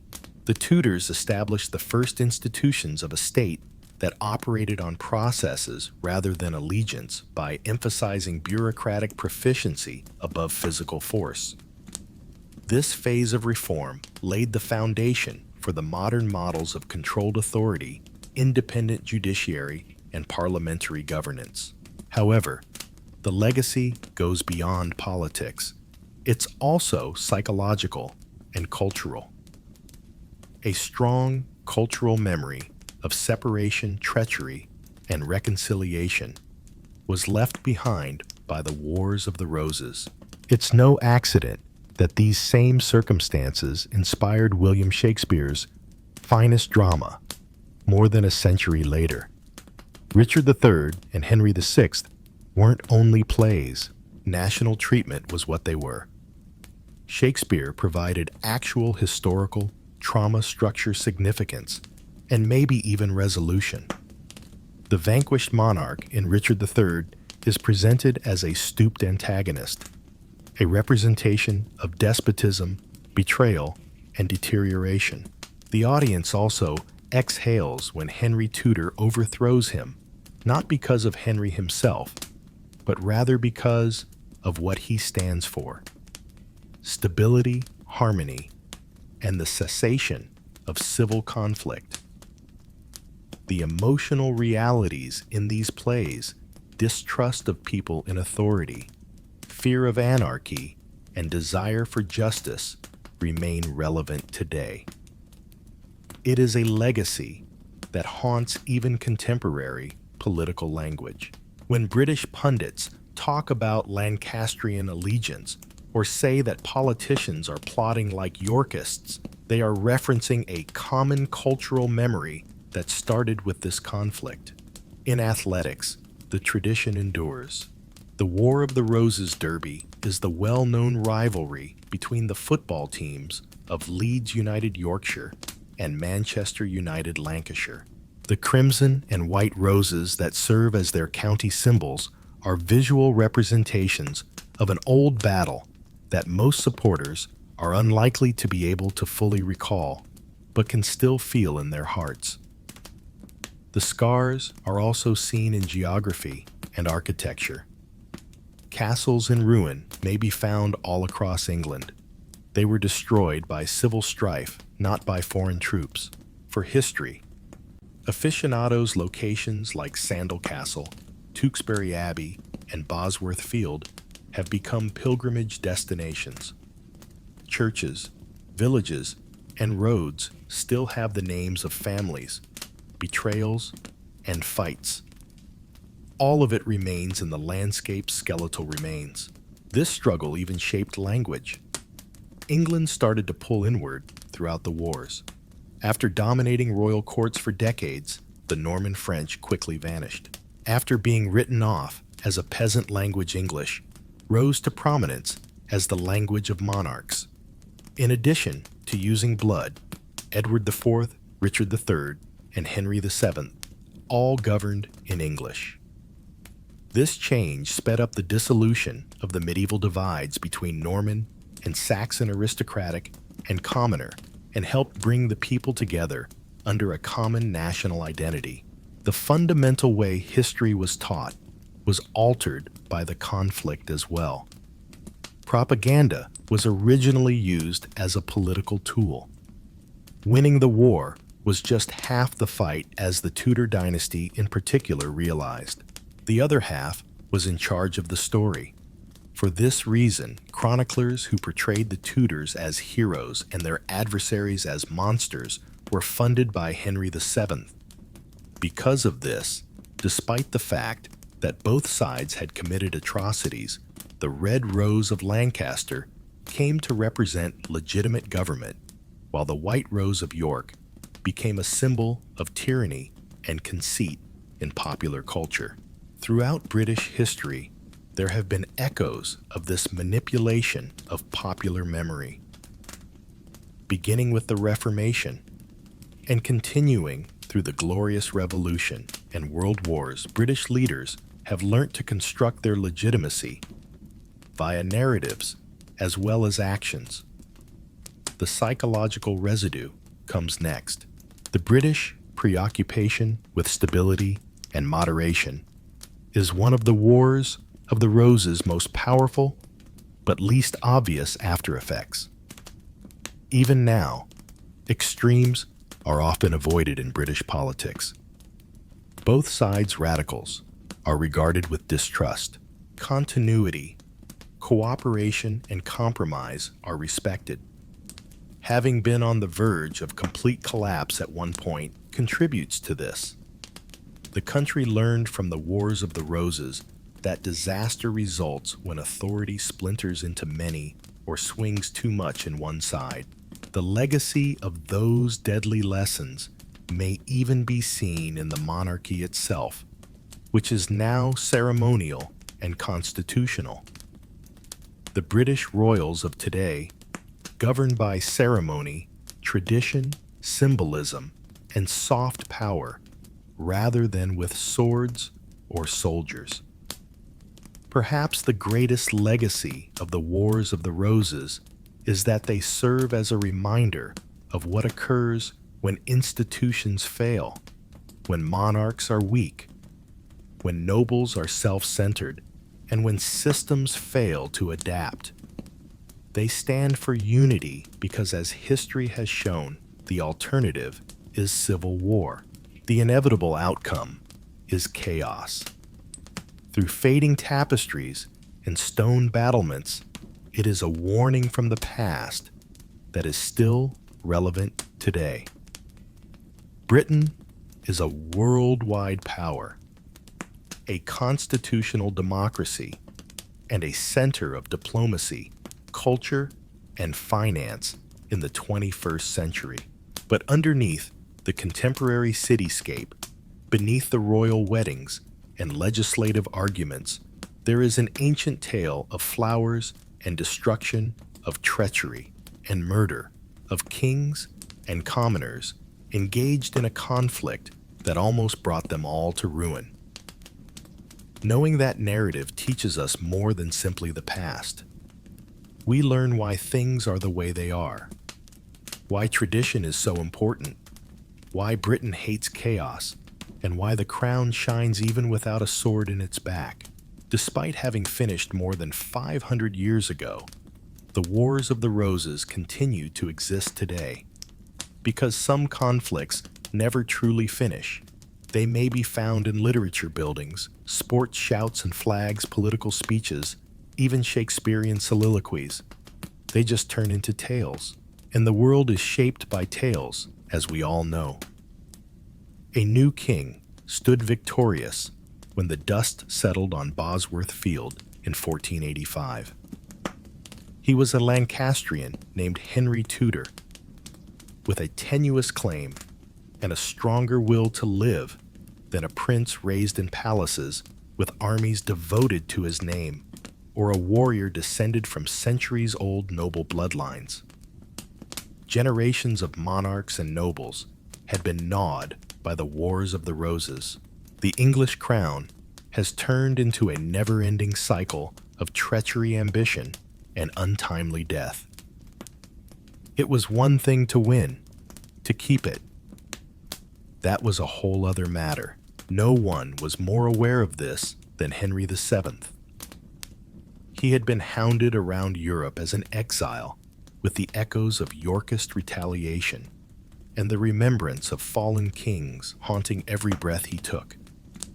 He realized now, crowned in a field covered with blood, that physical power alone would not be enough to save him. It would result from a mastery of the quiet battle strategy and guile. Henry's first and most symbolic act as king was a marriage of blood. But it wasn't a military action. It was a marriage. It was not only a wedding. On January 18, 1486, he wed Elizabeth of York, niece of Richard III and daughter of Edward IV. The combination of York and Lancaster, red rose and white, was a political genius. Henry wasn't only establishing the legitimacy of his rule with this marriage. In his opinion, he was trying to put a stop to the conflict. The struggle must have ended if the heirs of both houses were now husband and wife. By embracing the Tudor rose, a novel emblem that blends red and white into one, he strengthened the carefully planned picture of togetherness. However, despite his calls for togetherness, Henry continued to be suspicious, and with good reason. Shadowy adversaries. Henry had a tenuous claim to the throne. He was the grandchild of Henry V's widow, Catherine of Valois, and her second spouse, Welsh courtier Owen Tudor. His mother, Margaret Beaufort, a descendant of John of Gaunt, was the source of his Lancastrian ancestry. However, the unmarried Beaufort dynasty was eventually legitimized with the stipulation that they would never be able to inherit the throne. He had more enemies than friends, to put it simply. He was viewed as a usurper by many Yorkists. His crown was seen as open to appropriation by certain strong but war-torn nobility. Then there were the impostors, those who appeared out of the mists of conflict and claimed to be legitimate monarchs or lost princes. The most dangerous of these was Lambert Simnel, a small child who was trained by Yorkist loyalists to pose as George Duke of Clarence's son, Edward Earl of Warwick. Truth never stood in the way of war propaganda, even while the actual Edward was imprisoned in the Tower of London. In Dublin in 1487, Simnel was even crowned King Edward VI. Henry's actions were a combination of pity and firmness. Remarkably, he pardoned young Simnel and put him to work in the royal cooks. He also destroyed the rebels in the Battle of Wakefield and paraded the real Warwick through the streets to expose the fake. But then came other dangers. Margaret of Burgundy and even James IV of Scotland backed Perkin Warbeck, who claimed to be Richard of Shrewsbury, one of the notorious princes in the Tower. Warbeck was a constant source of trouble for Henry for almost 10 years. He attempted invasions and revolutions in Cornwall, Scotland, France, and Ireland. He was eventually apprehended and executed by hanging in 1499. Henry's brilliance was exposed by the way he handled these threats. Unlike some of his predecessors, he was not a brute. When needed, he engaged in combat, but more often than not, he used economic pressure, marriages, espionage, and cunning to defeat his adversaries. He made loyalty rewarding and rebellion expensive. The understanding that overbearing aristocracy posed a threat to the crown was another effect of the Wars of the Roses taming the nobility. This was not forgotten by Henry. He really made it his goal to lessen their sway. He enacted legislation that restricted the employment of private armies by aristocrats to fight their own little battles. He charged the practice highly and used it as leverage, but he did not outright abolish it. Nobles were subject to hefty fines if they hired workers without a license. The barons had to depend on the crown for security as a result of noble militaries becoming less feasible. The council, learned in the law, a feared legal organization that collected money through bonds and recognitions, was also established by Henry. Nobles were forced to promise enormous quantities of money in exchange for good behavior.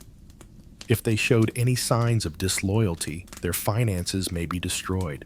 Henry used these strategies to undermine aristocratic autonomy and substitute bureaucratic authority for feudal power, constructing the Tudor state.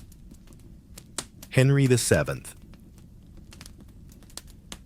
was a reformer and builder, despite his reputation as being aloof or suspicious.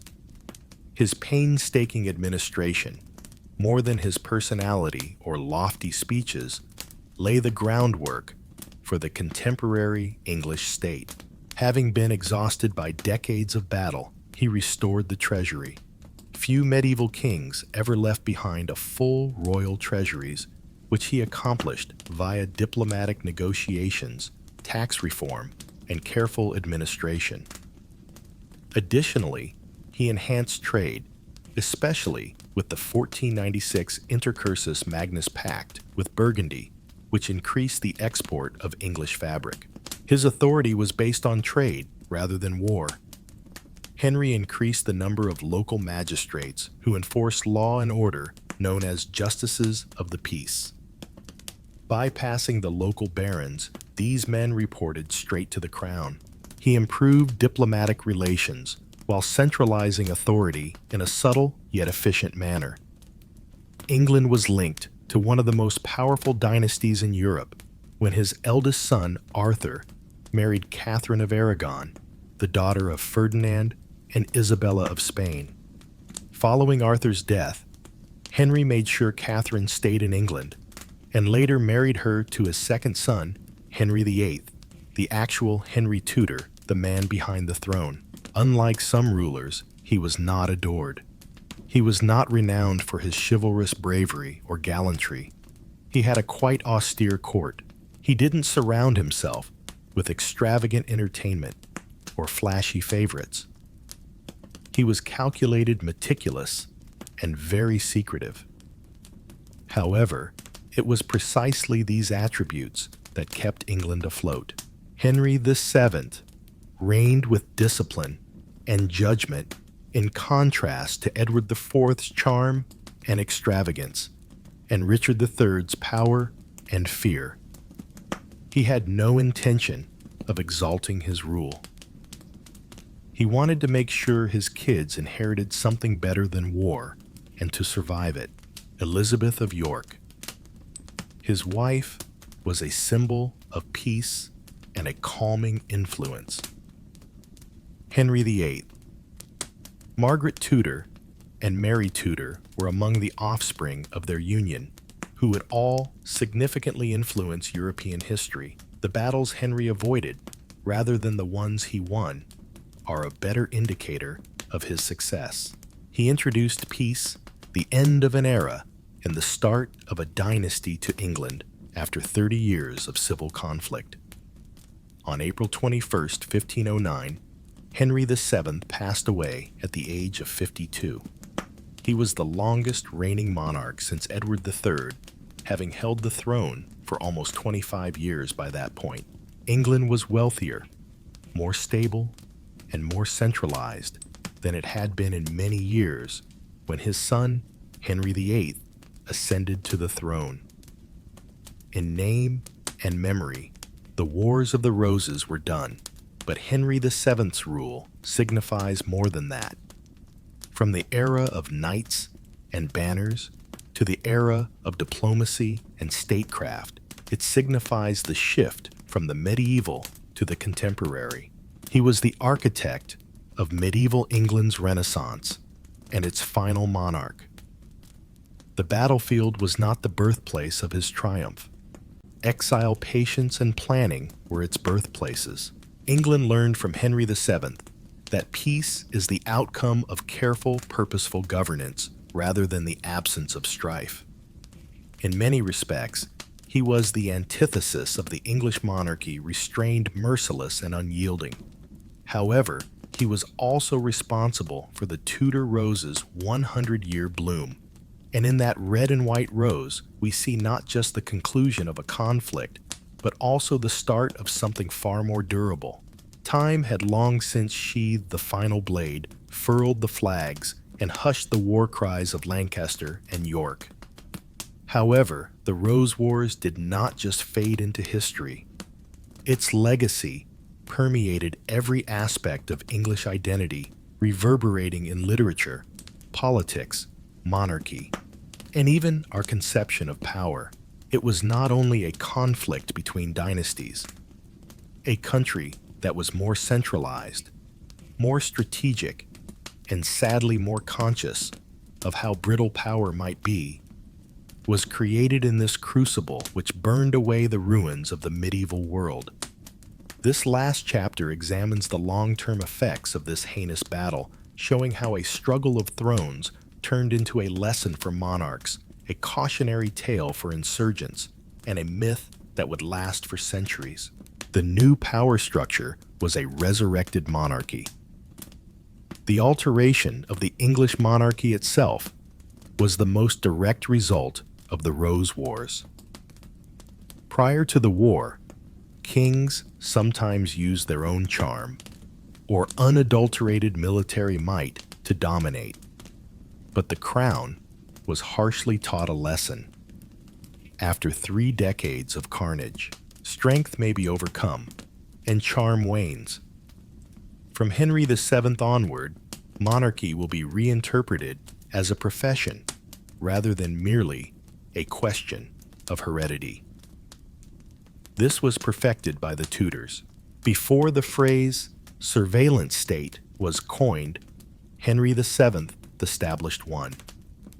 He demonstrated that royalty could no longer rely exclusively on aristocratic allegiance by ruling with a blend of administrative accuracy and subdued terror. Institutions, legislation, taxes, bureaucracy, and intelligence networks were all required to enforce it. His kingship and his teachings were passed down to his successors, particularly Henry VIII and Elizabeth I.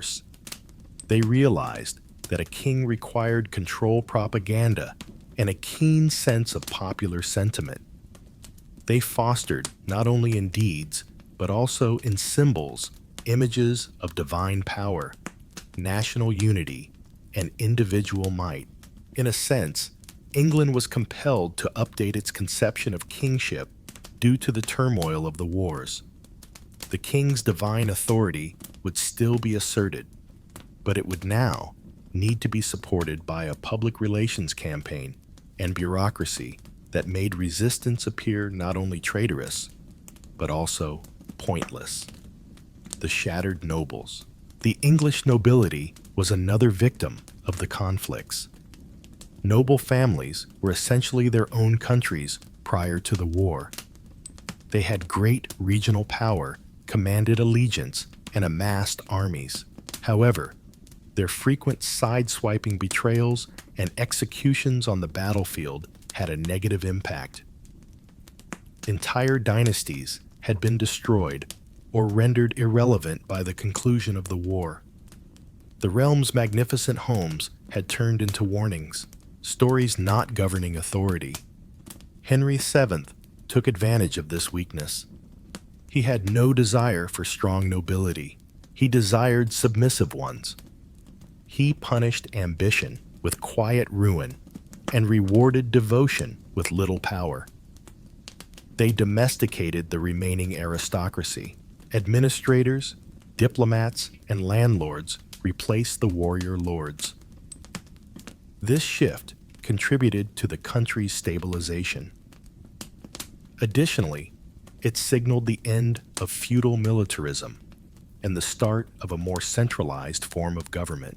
England was no longer a patchwork of squabbling nobles, but it was also not yet a modern country. The crown would never again permit itself to descend below the nobility which it had risen above. People were scarred, a people formed. Elites were not the only parties involved in the Wars of the Roses. Even the aristocratic forces fought the majority of the conflicts. The effects on the populace as a whole were genuine and long-lasting. Villages were set on fire, farms were abandoned, levy and relevant taxes. Supplies were requisitioned by armies without payment. Trade and daily life were affected by the ongoing unrest. But with adversity came fortitude, and people learnt to fear the knock of a noble's messenger nearly as much as the prospect of a foreign invasion. The English peasants and merchant classes were more politically conscious, more economically astute, and closer to the monarchy than ever after the war. Wealth started to flow from nobility to skilled artisans, textile merchants, and city officials who had survived the war by focusing on business rather than fighting. Although still tiny, the important middle class started to gain confidence and power. These were forerunners of the political voices that would eventually call for a meaningful parliament. Feudalism may have been overthrown by the conflict, but a new civilization was emerging in its ruins, from blood to mythology, with few literary fights.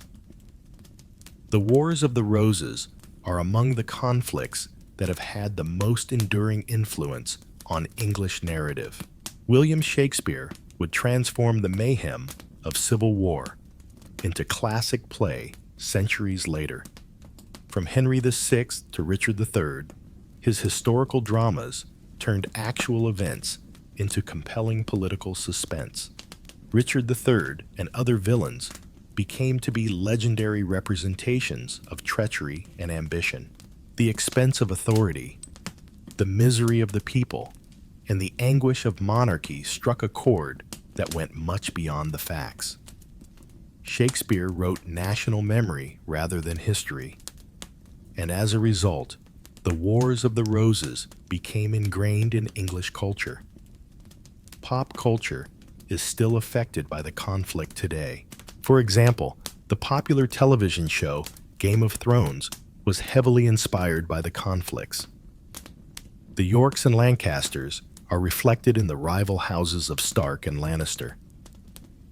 The violence and unpredictability of the fight in the 15th century are reflected in the struggle for the Iron Throne. The Wars of the Roses transcended history and fiction. They came to represent the emergence of England as a nation-state and the frailty of civilization when ambition triumphs over unity. The emergence of national consciousness was one of the war's most significant yet sometimes disregarded after-effects. The majority of people associated with their local church, shire, or lord prior to the battle. However, people started to view themselves more as subjects of England and less as subjects of a duke when the Tudors consolidated administration and transferred authority from aristocratic houses to the crown. This change was minor, yet effective. A shared identity started to take shape as internal barriers decreased and London exerted more authority. There was standardization of the English language. Regional trade increased. The countryside and the capital were increasingly connected by roads and courts. By Elizabeth I's reign, England was becoming into a nation-state rather than only a kingdom. This change was compelled by the atrocities of the Civil War. Everyone, from monarchs to peasants, had learned from the upheaval that unity was not only a virtue, but also a survival tactic, and more importantly, a lesson from the past. For monarchs, nobility, and even contemporary leaders, the Wars of the Roses acted as a timeless warning. It demonstrated that ambition is encouraged by poor leadership, that unbridled authority leads to insurrection, and that legitimacy depends as much on perception as on ancestry. After Henry VII, all the kings were aware of the tale. They had witnessed what occurs when a crown is no longer a holy obligation, but rather a treasure. The majority of rulers would not dare to transcend the psychological barrier created by the conflicts. The Wars of the Roses continued to plague both sides of the English Civil War in the 1600s decades later. Nobody desired to go back to those chaotic decades. Rebels presented their acts as a defensive order, rather than a desire for anarchy, even when they were against a monarch. The Roses' memory was still prickly and in full bloom. The irony at the heart of the conflicts may be their most enduring legacy. A dynastic conflict about who should wear the throne sparked the war. It included conflicts, treachery, and the ascent and decline of innumerable aristocratic families. However, the Tudors, the winning dynasty, had hardly any claim at all in the end. Henry VII was neither a king's son nor a strong duke. He was an exile, descended from a questionable pedigree, and had to gain his kingdom by calculated strategy and foreign forces. But maybe that's the goal. England learned during the Wars of the Roses that royal legitimacy must be earned rather than inherited. Henry VII created peace. Henry VIII created power, and Elizabeth, his granddaughter, created a golden period through leadership, strategy, unity, and most importantly, results. Without the Civil War that preceded it, none of it would have been feasible. You can still sense the Roses today as they stroll through the corridors of the Tower of London, the abandoned castle of Ludlow, or the verdant fields of Bosworth. The conflict has not ended. It endures in mythology, in stone, and in the hushed names of long-dead monarchs. Take a look at the Tudor rose that is printed on English heraldic insignia or carved above cathedral doors. It still blends red and white, Lancaster and York, not as enemies, but as reminders that peace can emerge from conflict, that something lasting can be created from ashes, that unity can be restored after it has been destroyed. and that England has persevered despite all of its hardships. The fields that had once been scarlet with the blood of warring rulers were covered in lengthy shadows as the sun rose slowly over the English countryside. The clashing swords and war cries were vanished from the cannons, leaving only memories buried beneath the ground and vegetation. Despite the seeming tranquility, England has undergone irreversible transformation. Henry VII's coronation may have marked the end of the Wars of the Roses, but peace meant more than just the absence of conflict. It was something delicate that required careful protection and reshaping from the rubble of a broken country. The atmosphere in England during the early years of Tudor reign was one of cautious optimism tempered with intense fatigue. People have been living under the shadow of disobedience and shifting allegiances for far too long. In the turmoil of shifting thrones, families had lost fathers and sons to causes that vanished. When the winds of power shifted, loyalty was too readily punished, making it a deadly term. In this context, Henry VII assumed the throne in a careful stillness rather than to raucous celebration. He wasn't hailed as a victorious hero. He was examined, feared, and tolerated. However, Henry realized something important. Peace was not inherited by him. He'd have to construct it. His initial actions were well planned, bordering on surgical. In an act of reconciliation so potent that it came to represent the end of the Civil War itself, he wed Elizabeth of York, daughter of Edward IV, bringing the houses of Lancaster and York together. It was more than simply a union. There was a message. In the new Tudor symbol, the red rose and white rose were finally tied together to tell a tale that Henry wanted everyone of England to believe that the war was done, the crown was safe, and the future belonged to order rather than conflict. However, the nation would not be held together by symbols alone. Henry was aware of this. He so resorted to administration, rather than violence to gain power. His rules were strict and even brutal. By restricting their private armies and aggressively taxing their income, he diminished the nobility's influence. Those who had the ability to recruit battalions were now constrained by oaths of good behavior, which were sometimes actual legal oaths that threatened to bankrupt them if they did not remain faithful.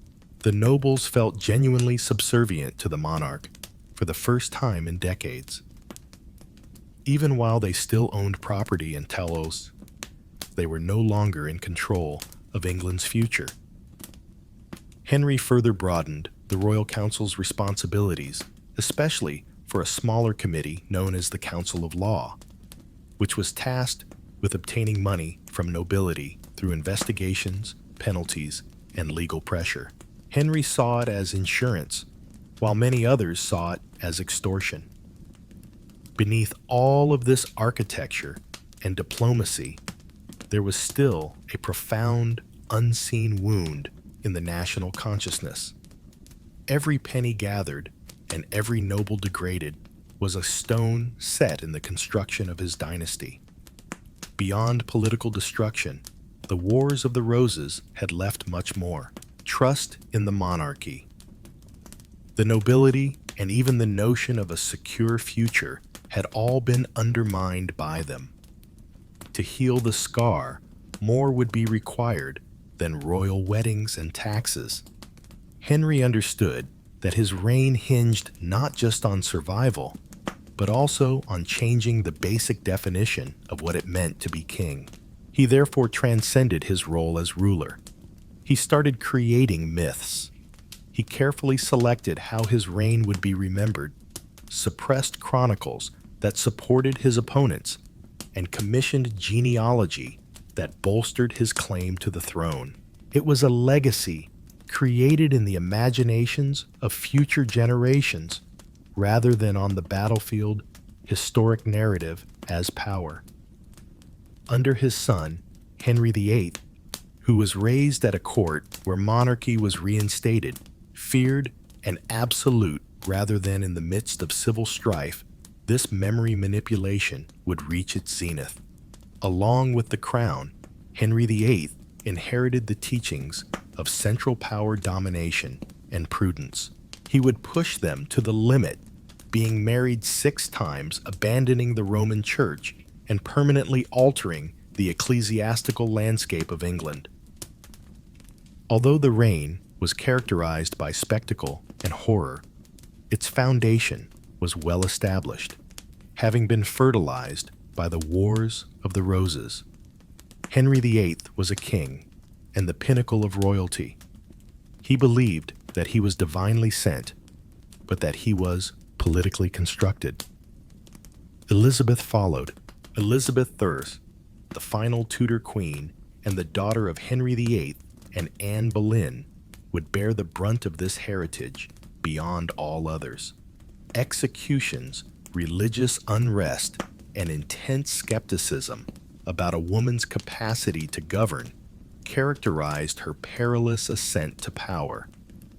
But like her grandpa before her, she realized that stability was something that had to be achieved rather than something that was inherited. Like tools in her political toolbox, Elizabeth used the lessons learned from the battles. She avoided the dynastic traps that had ruined so many before her by never getting married. She surrounded herself with devoted counsel, controlled the nobles, and was an expert at political theater, with her image strictly regulated and preserved in pictures portraying her as timeless, strong, and impervious to criticism. Her court turned into a site of ceremony and symbolism. Elizabeth's reign was the height of Tudor stability, but it also exposed the lingering effects of the conflicts. She became the Virgin Queen, the embodiment of England itself. The recollection of how easily alliances may change and the dread of civil war persisted. Elizabeth reigned like a cautious chess player, always calculating and conscious that a mistake may rekindle the fires that Henry VII had so valiantly put out. The population in the cities and villages outside the palace had also transformed. Bosworth had been gone for generations, but the conflict had left a cultural legacy that went beyond politics. The foundation of a more contemporary economy was now the growing merchant class, which had gained popularity throughout the unrest. The printing press disseminated information and propaganda at a rate that the lords of Lancaster and York could not have predicted. Trade thrived and education expanded. Because of the concentrated power that the Tudors had established, even religion underwent a transformation. Henry VIII's break with Rome in response to the wars was followed by the populace out of habit more than passion. They had witnessed flag changes, church fires, and power shifts for decades. For many, loyalty was no longer a question of religion, but of survival. In this way, the theological upheaval of the 16th century was made possible by the political unrest of the 15th. Yet, the Wars of the Roses' enduring influence on popular culture may be its most intriguing legacy. The names themselves, York, Lancaster, Plantagenet, became romantic, almost legendary. Shakespeare's plays composed during Elizabeth's reign transformed monarchs into tragic heroes, evildoers, and fate's puppets. Richard III became the quintessential figure of ambition and oppression after he perished at Bosworth with his crown smashed into the mud. The audience became students of a dramatic, if occasionally false past, as a result of the stage's transformation of history into mythology. Even centuries, the echoes persist later. People bring up the perils of factionalism during political crises. The media compares the turmoil of succession to royal scandals. The Wars of the Roses have been fertilized and turned into stories of treachery, retaliation, and improbable salvation in books and television shows. The question of how much a country can withstand before collapsing and what must be given up to rebuild it appears to be posed repeatedly in this novel. England survived, but not in the same way.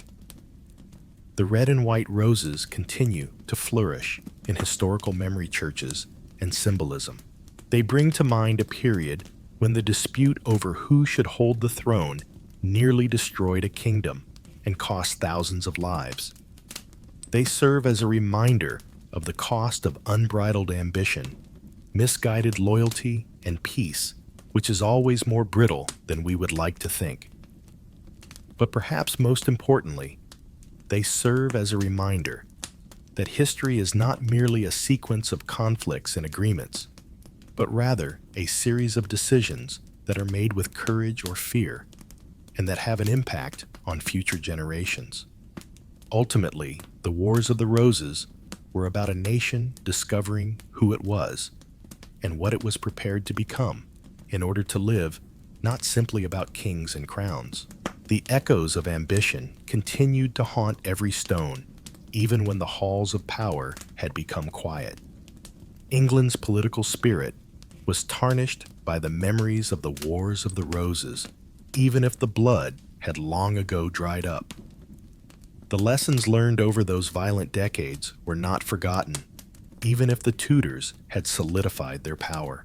They persisted in the way kings thought ruled and feared in whispers at court and in wary relationships. They had all learnt that peace was a temporary state. You defended it, forged it, and sometimes even faked it. The realm had withstood treachery, shifting allegiances, and the sight of royal families betraying one another like vicious dogs. However, there remained a doubt in the minds of the people of England, even as the crown sat more securely on top of the Tudor heads. Could it all occur once more? Could cousins turn against each other again? Could another Henry Edward or Richard rise up and take what wasn't theirs, bringing darkness back to the realm? As the Tudors gained strength and confidence, the question persisted. Henry VII had exercised cautious precision in his authority.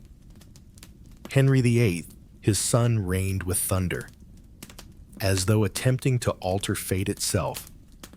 He split with Rome, destroyed monasteries, and took wives. However, the nation really started to breathe anew under Elizabeth the Found. Despite being based on political chess and anxiety, her reign generated a sense of English pride and identity that had not been witnessed since before the roses turned red and white in opposition.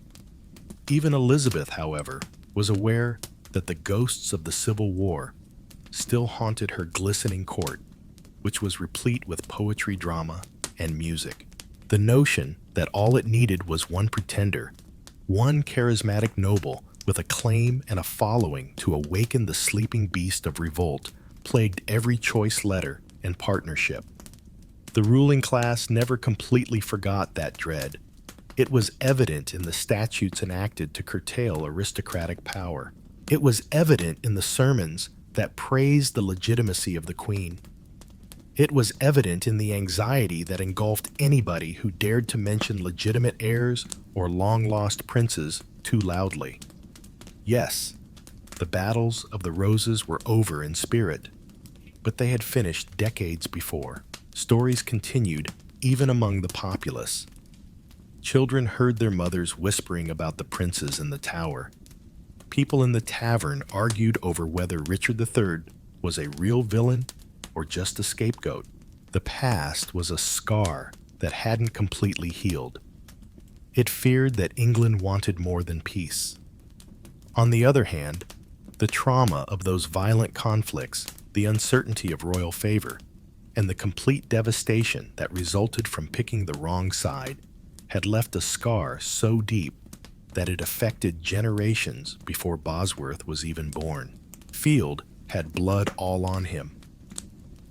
The centralization of authority was the most obvious sign of that scar. The great houses were no longer able to keep their own armies. They were no longer free to ascend. It had been ensured by the Tudors. They created a monarchy that completely engulfed a feudal pyramid rather than only being at its summit. The king was the nation. They were more than just its leader. All uprisings, whatever of their size, were viewed as existential dangers. The allegiance of each noble was purchased, tracked, and scrutinized. In this sense, the Rose Wars altered the basic character of the English state rather than only changing its rulers. Nevertheless, England retained its penchant for drama in spite of this change. The theater, if anything, became a fresh outlet for it.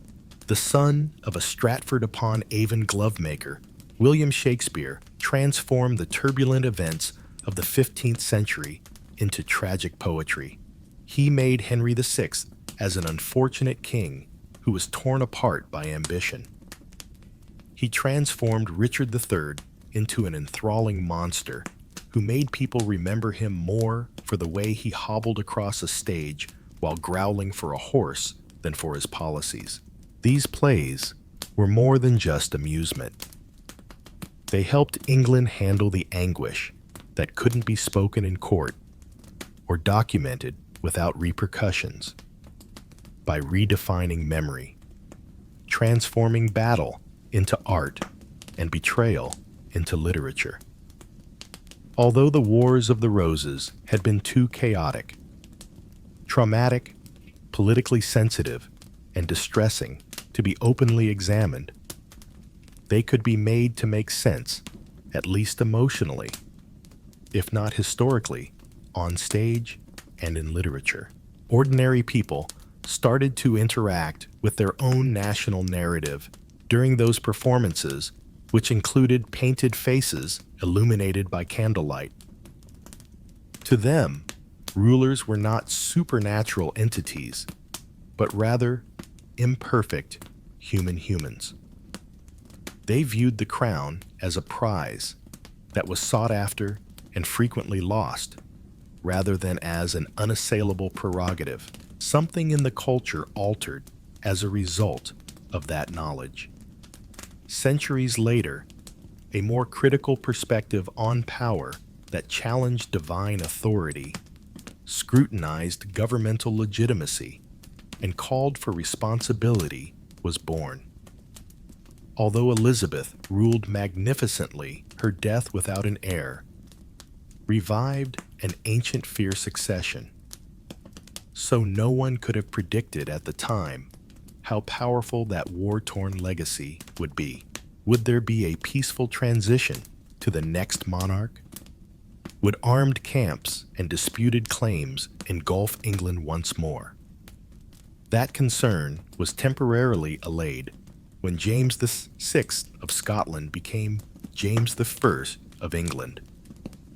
Peacefully, the crown had gone. York and Lancaster's homes were really toward the rear. Now them.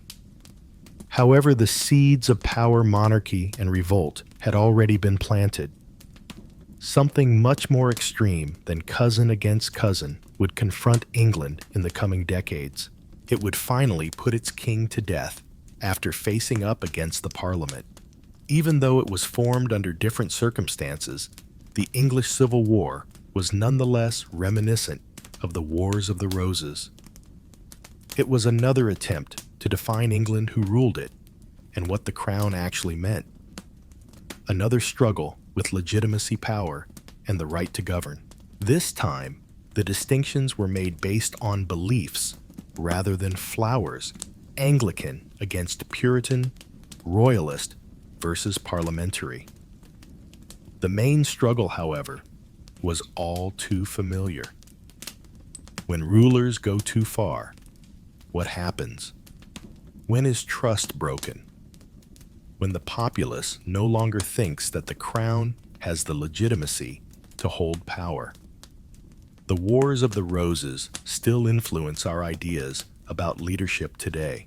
That violent period of English history may be traced back to political infighting, succession dramas, and popular mistrust of authority.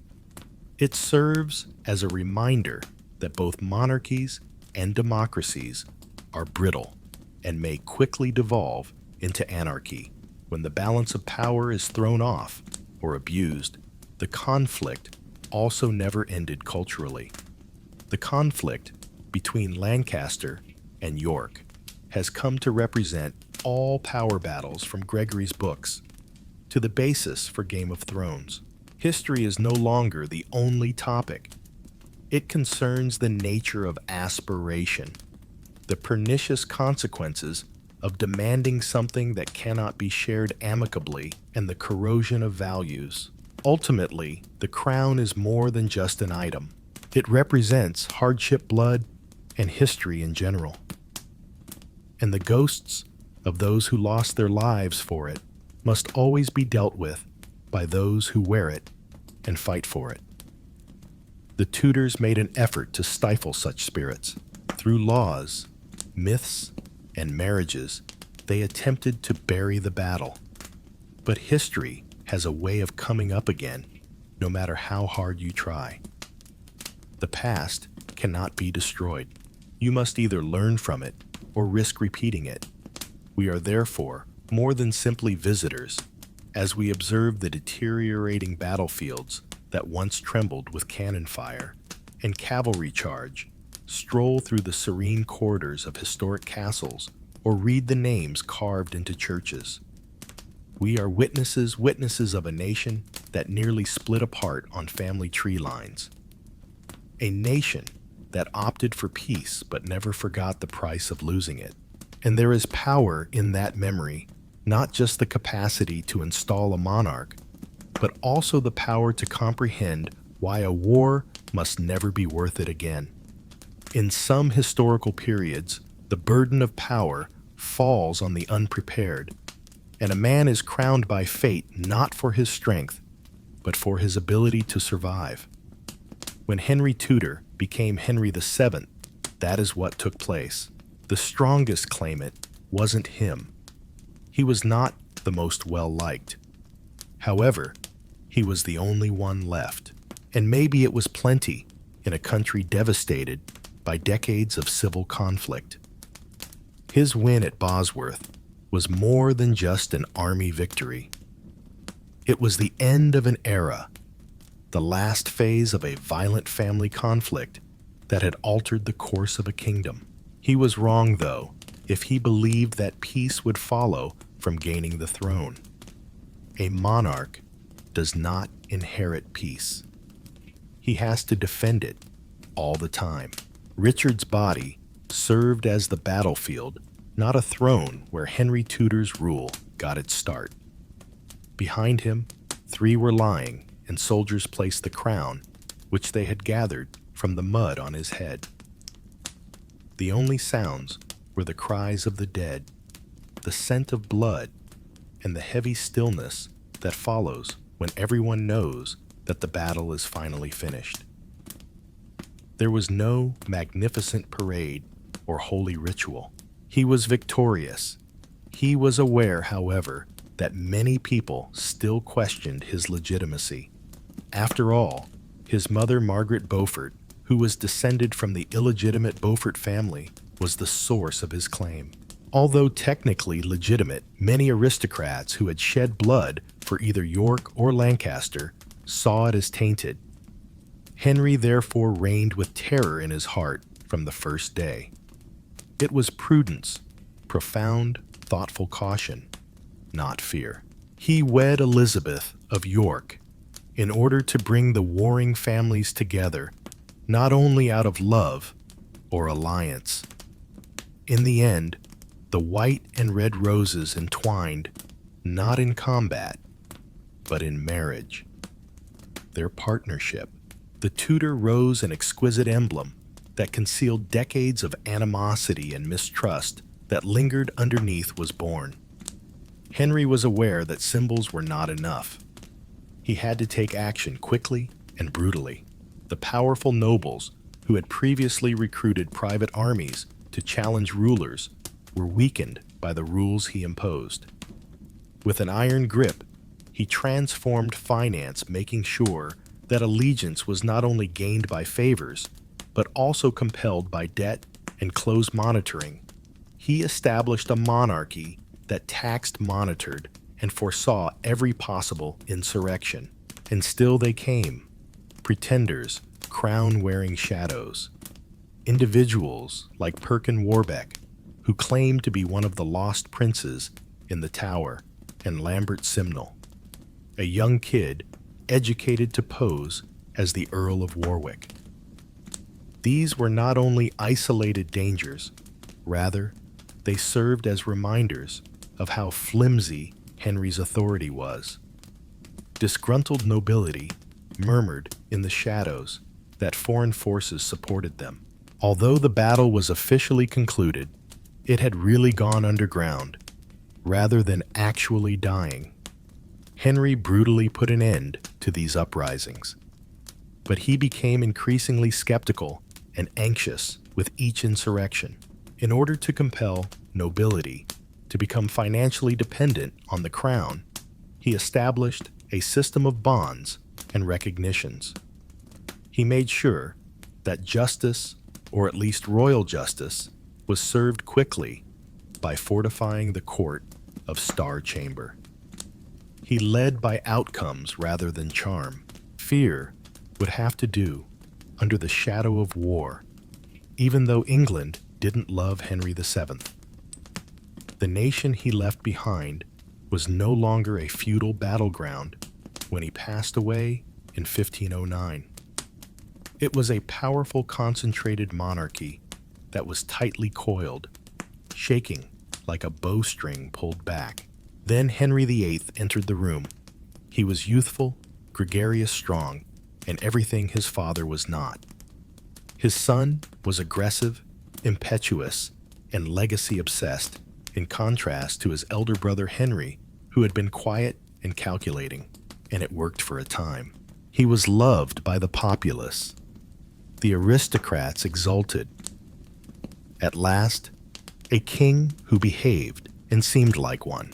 However, Henry VIII would reign with fire as well as charm. In order to ensure a male heir, he destroyed England's religious underpinnings. He had 6 marriages. Whether they were family members or friends, he put them to death for disobeying him. Nevertheless, he was never subjected to the same level of civil disturbance that had beset his predecessors. Why? Because the nobility had already been shattered by his father. Because the hard lesson learned during the Wars of the Roses was to never allow the great houses to become overly dominant, he was nevertheless troubled about the succession question. It was not vanity that drove him to concentrate over sons. It was in the past. He was aware that flimsy assertions resulted in mayhem. That cousin may be a traitor. The country might revert to the darkness from which he was born because of that one contentious legacy. His desire for a male successor was a clear reflection of England's scars from the war. Ultimately, despite his best attempts, his daughter Elizabeth would come to represent Tudor glory. Elizabeth was a ruler who recognized the perils of having authority, not because she had no suitors, but rather since marriage included danger claims and international entanglements, she chose not to be married. She ruled with a mix of charm, manipulated court factions, and mastered image, much like a chess player. Iron too. She was aware that she needed to be more intelligent, astute, and cunning than any man, since she was a woman on the throne. More than that, though she was familiar with the appearance of civil war. She had witnessed it firsthand. Betrayals, incarcerations, and executions plagued her early years. She reigned as a survivor as well as a monarch. Elizabeth brought prosperity to England. The Renaissance flourished. The exploration started. The arts flourished. However, the risk of internal disintegration persisted even throughout its heyday. Plots by Catholics, legitimacy issues, and fear of foreign invasion. She had to walk a tightrope all the time. And the nation once more prepared for uncertainty when she passed away in 1603, childless. Scotland's James VI unified and took the throne. The tranquil, remarkable crowns of England and Scotland. However, the more fundamental problems were not addressed. Who was actually in charge? What function did Parliament serve? When the monarch and his subjects couldn't agree what happened during the Wars of the Roses, these were questions that had never been properly addressed. They would shortly blow up once more. This time for a fresh conflict, the Civil War in England. However, the effects of the Wars of the Roses are still evident centuries later in our preoccupation with power, our mistrust of authority, and our passion for drama, treachery, and improbable triumphs. The fact that Game of Thrones, the most well-known contemporary fantasy epic, was inspired by these battles is no coincidence. The notion of monarchs, rising and falling alliances, being formed and broken aristocratic houses engaged in never-ending conflict, and offspring bearing the cost of their parents' aspirations. It's history, not just fiction. And it all started with two roses. The Wars of the Roses ultimately involved more than just a struggle for a throne. They were a melting crucible, a metamorphosis. England was transformed from the old order into something new, colder, stronger, and more conscious of the costs of losing power and what it meant to keep it. The bloodshed of those years nourished the foundation of a country that would later influence global affairs. However, it also left a warning that is deeply ingrained in English identity. Don't assume stability will always be there. Never forget the kingdom's near-death experience. Never think that peace lasts forever, since conflict can break out again with only one claim, one desire, or one spark. Silence rather than screaming. Armies or great battles characterize the Wars of the Roses' last phases. England was enveloped in a quiet that followed a storm like fog. Although there was no longer any carnage, the memory of war persisted in every castle hallway, aristocratic remark and statute enacted by a wary ruler. The kingdom, its politics, its citizens, and even its sense of self had all been altered by the struggle. The true tale was not only about kings and crowns, even if the Tudors now governed from a throne that had been formed by both compromise and triumph. It dealt with survival, how a country rose from ashes and came to dread its own past. In many respects, England during the early Tudor era was a ghostly place.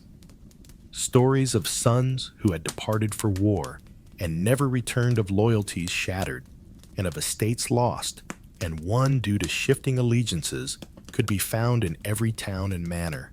Some households had risen overnight, while entire families had been wiped off.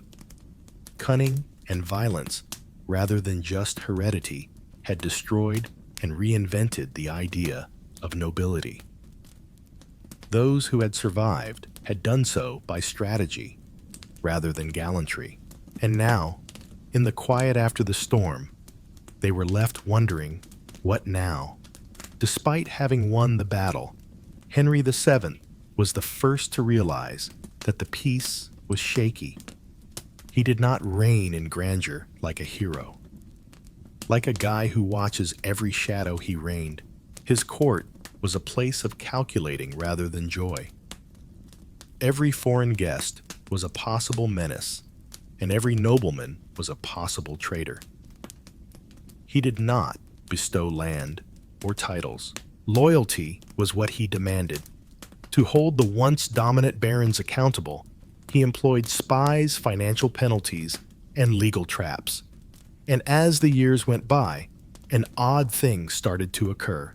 England became silent, but not in a happy, festive sense, but rather in a cautious, nervous one. The mayhem was over, but at what price? Life went on for the average person, difficult, but more predictable. Forced levies to fight in a cousin's war no longer drained villages. Banners warning that your town was going to turn into a battlefield no longer appeared on the horizon. Taxes and harvest failures persisted, but at least your neighbor was no longer the adversary. A new sort of order has emerged. Additionally, it brought with it a gradual restoration of institutions' trust and the English meaning of life. Education started to spread in novel ways. With the advent of the printing press, books gradually made their way into towns and cities, bringing with them fresh concepts. Trade increased. Merchants started investing because they were no longer worried that roving armies would plunder their products. London expanded. Guilds become more powerful. People started looking ahead instead of sideways for the first time in centuries, wondering who will betray them next. This was the start of something, but it wasn't yet a golden period. Nevertheless, the terror persisted, underlying everything. The concern that the ancient fires may be reignited by some ambitious noble who might detect weakness in the throne, that the conflicts might resurface, or that another false pretender might emerge. Therefore, the monarchy reigned with one eye open, even while the peace lasted for decades. The Tudors were skilled at using symbols. They bombarded the nation with pictures, the white and red rose. Every church and every document included the Tudor rose. It was an obvious message. The unity is who we are. The end of war is us. However, history is prone to eluding resolution. Every choice was impacted by the wounds of the Civil War, even after Henry VII and Henry VIII passed away. For example, the separation from Rome was not solely motivated by love or faith. It has to do with control. A pope who would back a competing claim to the throne was out of Henry VIII's price range. Wealth was not the only factor in the monastery's demise. Eliminating power centers outside of royal control was the goal. The Tudors approached all they did with the goal of surviving and averting another calamity. The Elizabethan period followed, which was characterized by continual paranoia, as well as exploration, creative flourishing, and national pride. Despite being regarded as one of England's greatest monarchs today, Elizabeth II lived her reign amid intrigue and threats, many of which stemmed from competing claims and legitimacy issues. Her government was a network of informants and spies. She executed many, but she trusted few. It just takes one spark to rekindle the fight, because she realized what her grandfather had taught her by example. What about the aristocracy? The families that used to march with red or white banners? Some lost their estates.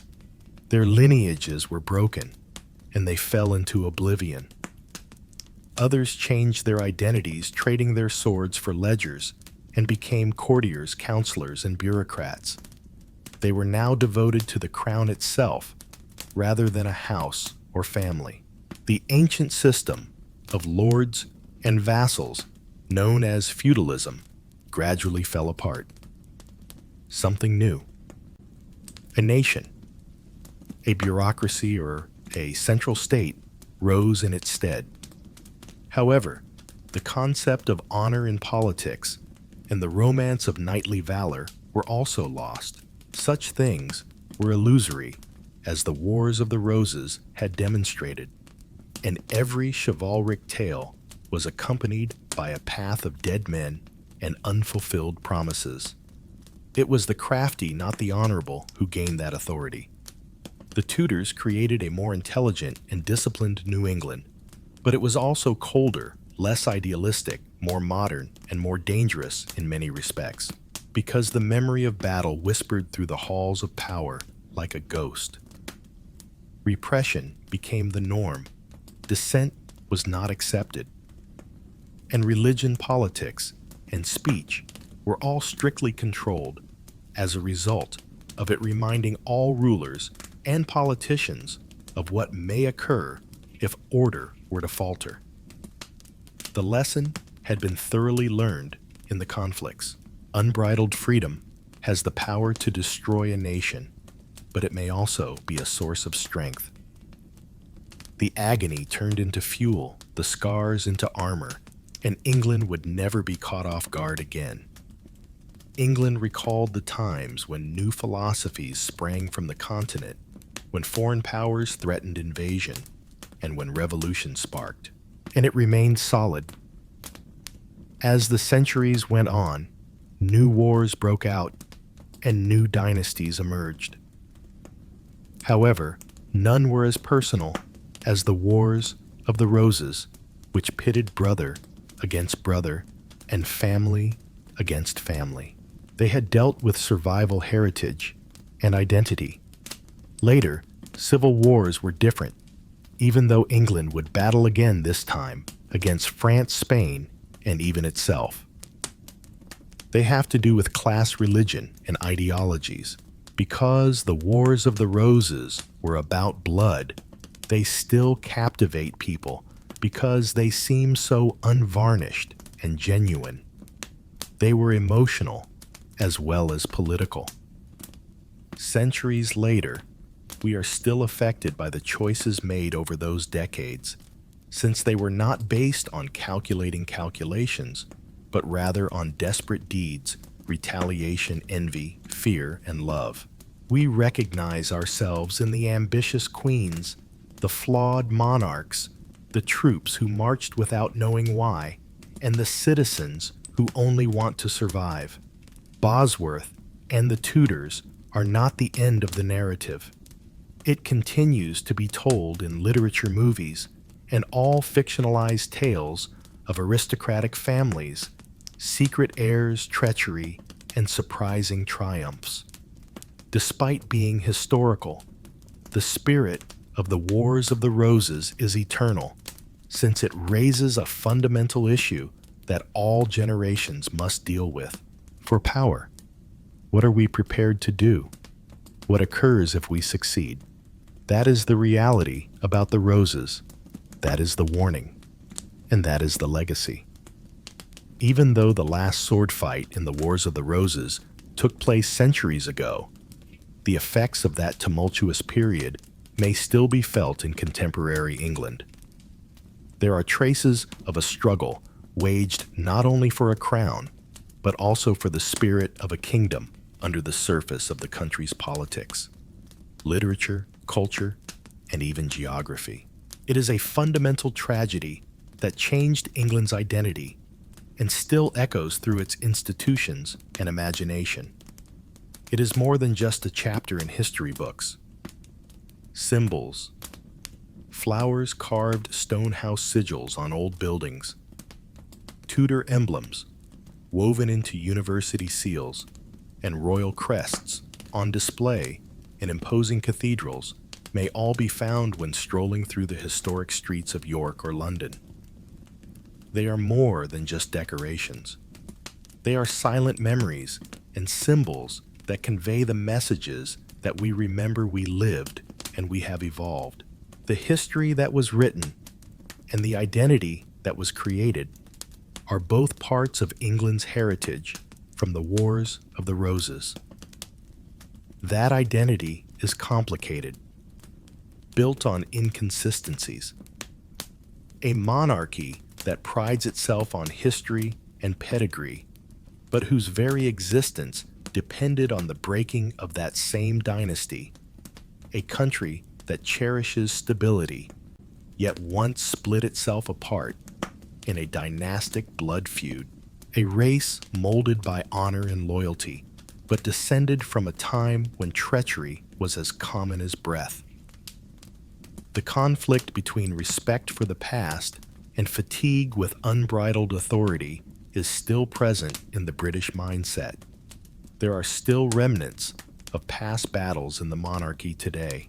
The conclusion of the Tudor consolidation stabilized the roots of the current House of Windsor, which may appear to be quite different from the turmoil of the 15th century.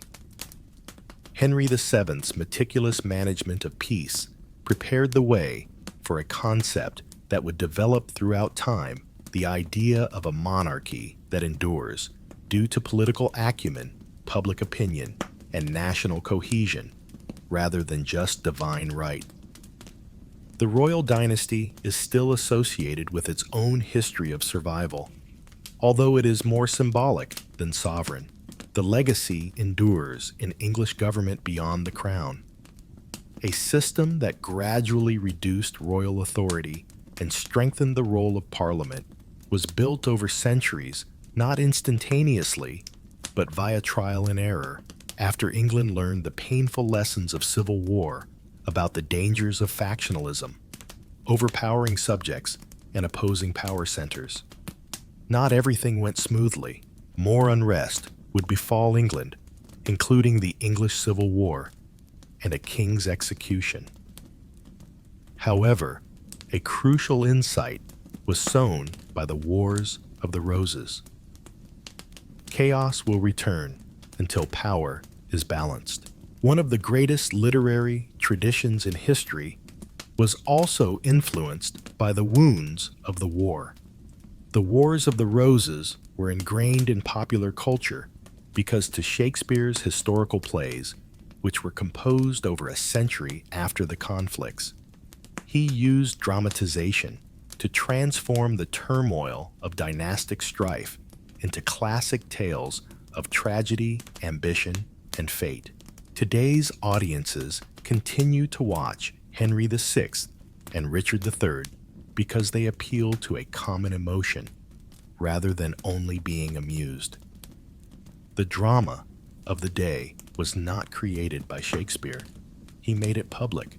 He recognized that the Wars of the Roses were a psychological conflict, including pride, terror, paranoia, and grief, in addition to a political one.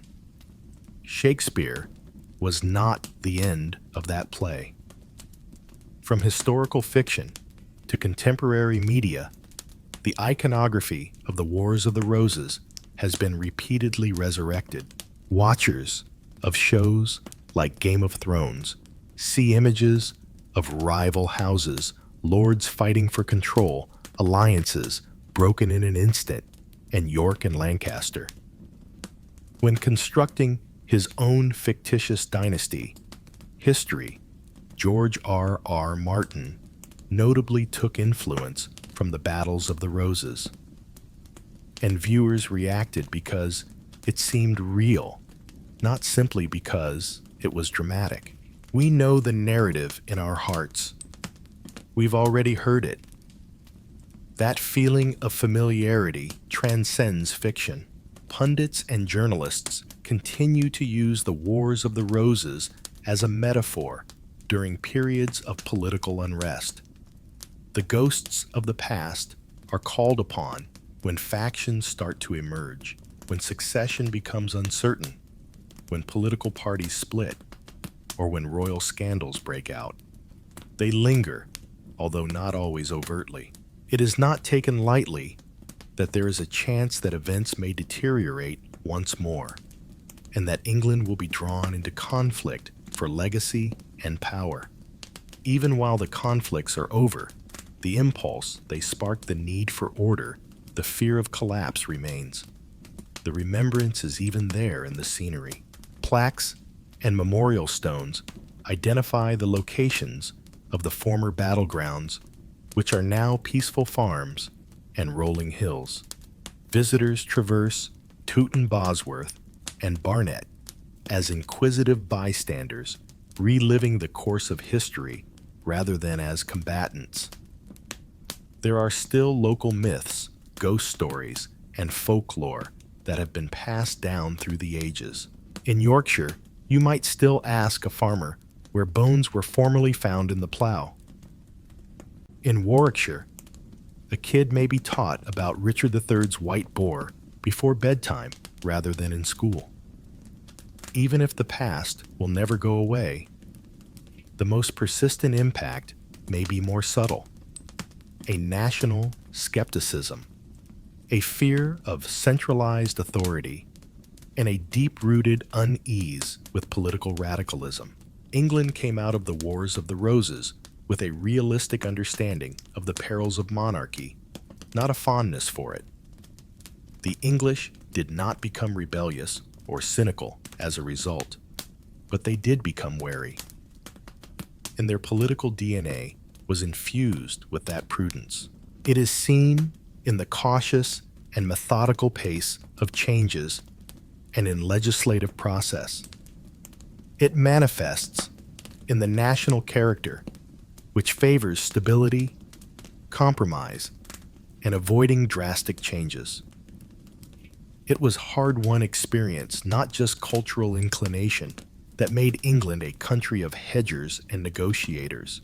In an odd turn of events, the bloodshed of the past gave rise to a culture of peace, or at least a society that values peace, since you learn to step gently after witnessing the damage that unrestrained ambition and noble competition can do to a kingdom. It made England determined to avoid domestic strife rather than merely cautious about it. Foreign policy was shaped by the decision. It influenced how the law evolved. It influenced the English's perception of themselves as participants in a national endeavor that called for moderation and balance rather than as objects of study. History is dynamic, of course. There are new difficulties, divisions, and uncertainties in modern-day England. However, even if not in specifics, the spirit of the Wars of the Roses is still important because it serves as a reminder of what may occur when ambition is unbridled, legitimacy is questioned, and identity is turned into a battleground. Ultimately, the Wars of the Roses left behind more than simply the winners and rulers. What is it about? It taught a country that history is not predetermined, that peace must be defended and not taken for granted, that power is brittle, and that the past is never as distant as we believe. The monarchy and the foundation of government were drastically altered by the Wars of the Roses, leaving an enduring impression on England's political climate. This bloody dynastic struggle was more than just a succession of power struggles. The current British monarchy was established during this pivotal time, which also reinterpreted royal authority. The battle finally compelled a reconsideration of the ways in which power was wielded and preserved by highlighting the brittleness of inherited claims and the perils of unbridled ambition.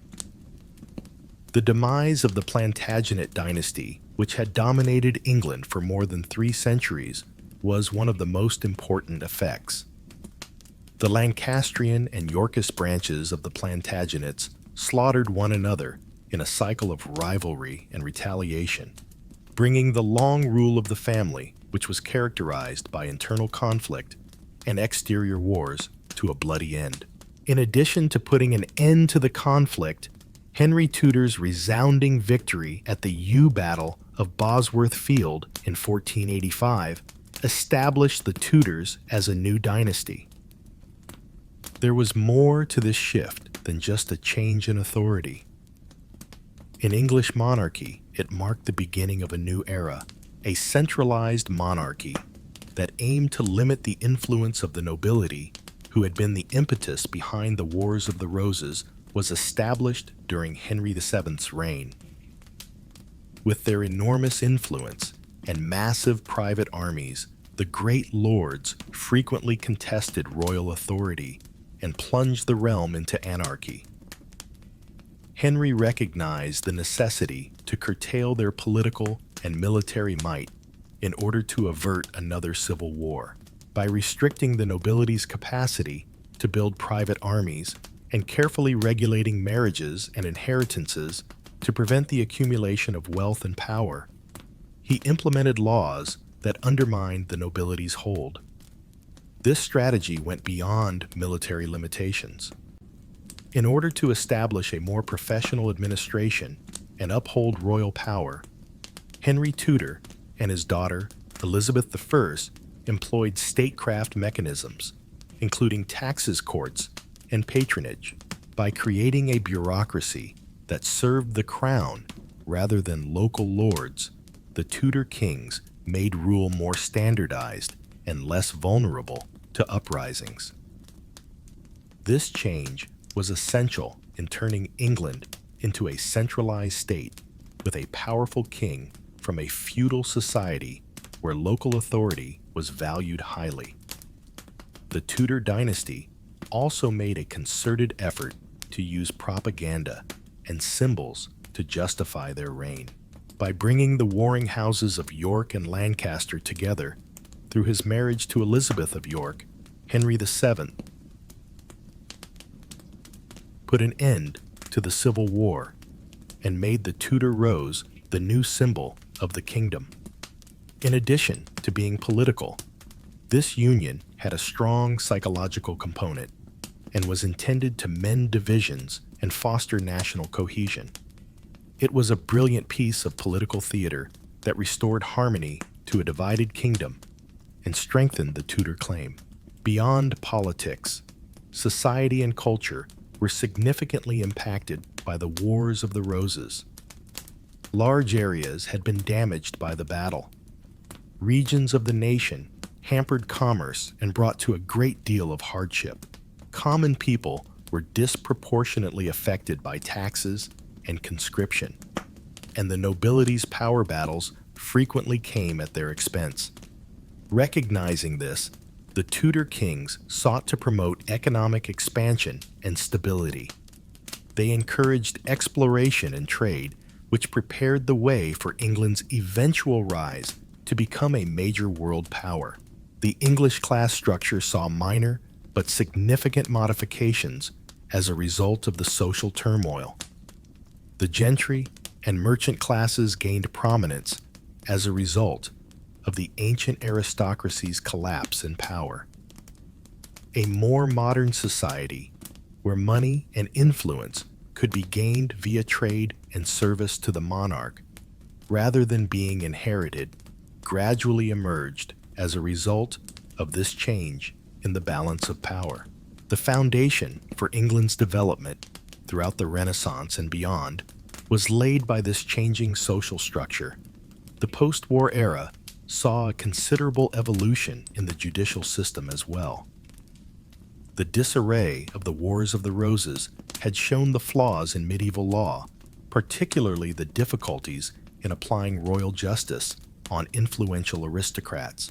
To promote more uniformity and equity, the Tudors established new legal institutions, enhanced the function of common law, and fortified the court system. The rule of law, which remains a fundamental tenet of the legal system, was become a cornerstone of English governance thanks in part to these changes. Parliament's evolving function was another enduring legacy. Parliament had been summoned sporadically throughout the Wars of the Roses and frequently functioned as a weapon for the party in power. However, The volatility showed that a more dependable and representative council was required to advise the king and give legitimacy to laws and taxes. The Tudor kings eventually acknowledged the value of parliamentary sessions in administration and increased their frequency. The emergence of constitutional monarchy and parliamentary democracy were made possible by this progression. Subtle but significant religion also influenced the post-war monarchy. The Tudor dynasty would subsequently use religious change to bolster their power as rulers, and the Wars of the Roses took place on the eve of the Reformation by putting the king at the head of the national church. Henry VIII split from the Roman Catholic Church and founding of the Church of England was a landmark decision that not only changed the religious landscape but also strengthened the monarchy's authority. The political unification that followed the Wars of the Roses served as the foundation for this audacious reinterpretation of Catholic power. The wars left behind a rich cultural heritage that includes literature, art, and culture. England's cultural memory became ingrained with tales of valiant knights, heartbreaking betrayals, and spectacular wars. The nation's self-perception was influenced by the plays, poetry, and chronicles that recounted the stories of this age. Shakespeare's historical plays, for example, elevated the events into timeless tales about fate, power, and human nature, demonstrating the significant effect on literature. Historians, authors, and the general public are still captivated by the Wars of the Roses. The memory is preserved through museums, reenactments, and movies that remind us of a period when England's future was at stake. The lessons about leadership legitimacy and the consequences of separation that may be drawn from this violent period of history are still applicable today, providing valuable perspectives on the difficulties of government and the precariousness of peace. In conclusion, there was more to the Wars of the Roses than just a brutal dynastic conflict. They served as a testing ground that changed the political structure and monarchy of England. They cleared the path for a new type of monarchy that struck a balance between the royal prerogative and new concepts of law and government, and they revealed the perils of aristocratic power unbridled by a powerful central authority.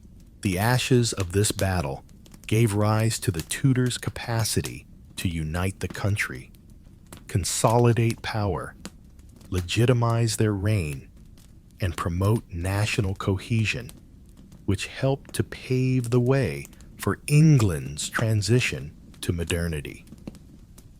The Wars of the Roses have reverberated throughout history, impacting everything from cultural identities to governmental systems.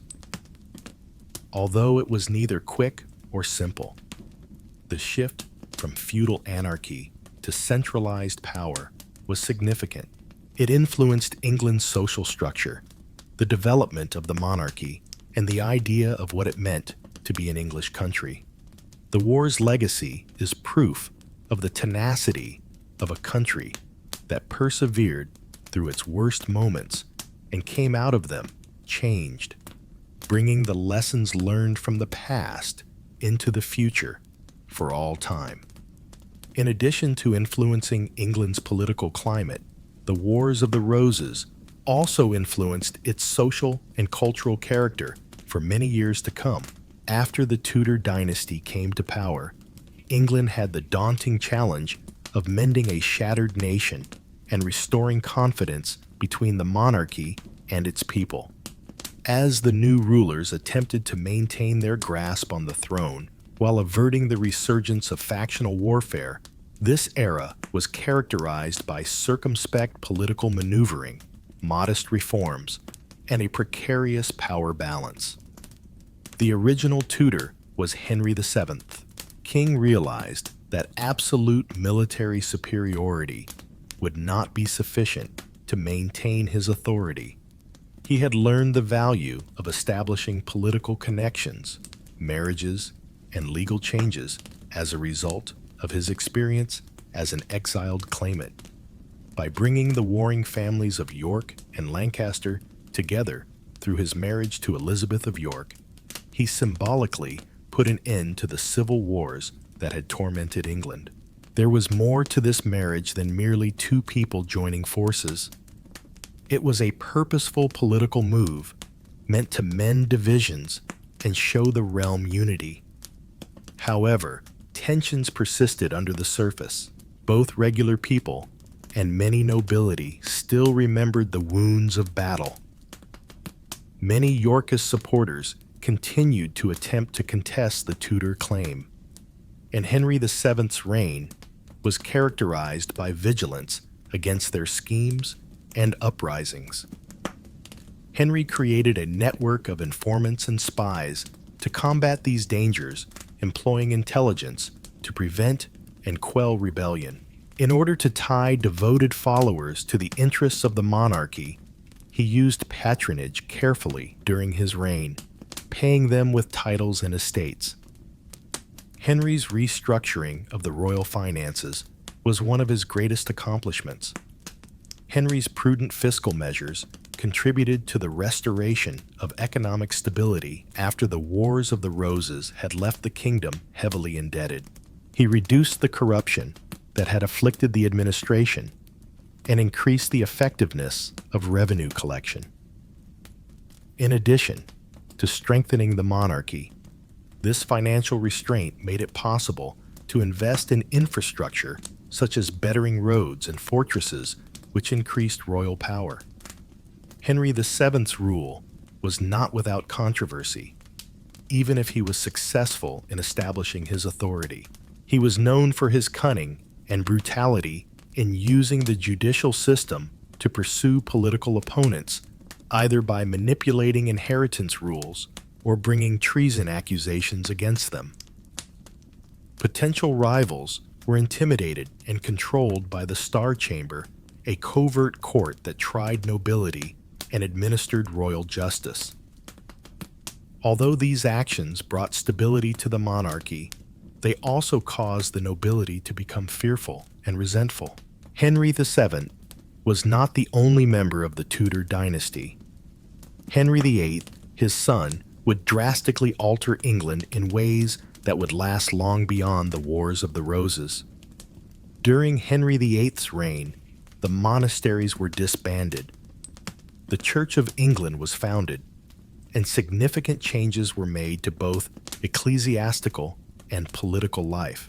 The Tudor effort to consolidate authority and lessen the influence of rival powers, whether religious or noble, was partially carried out via these measures.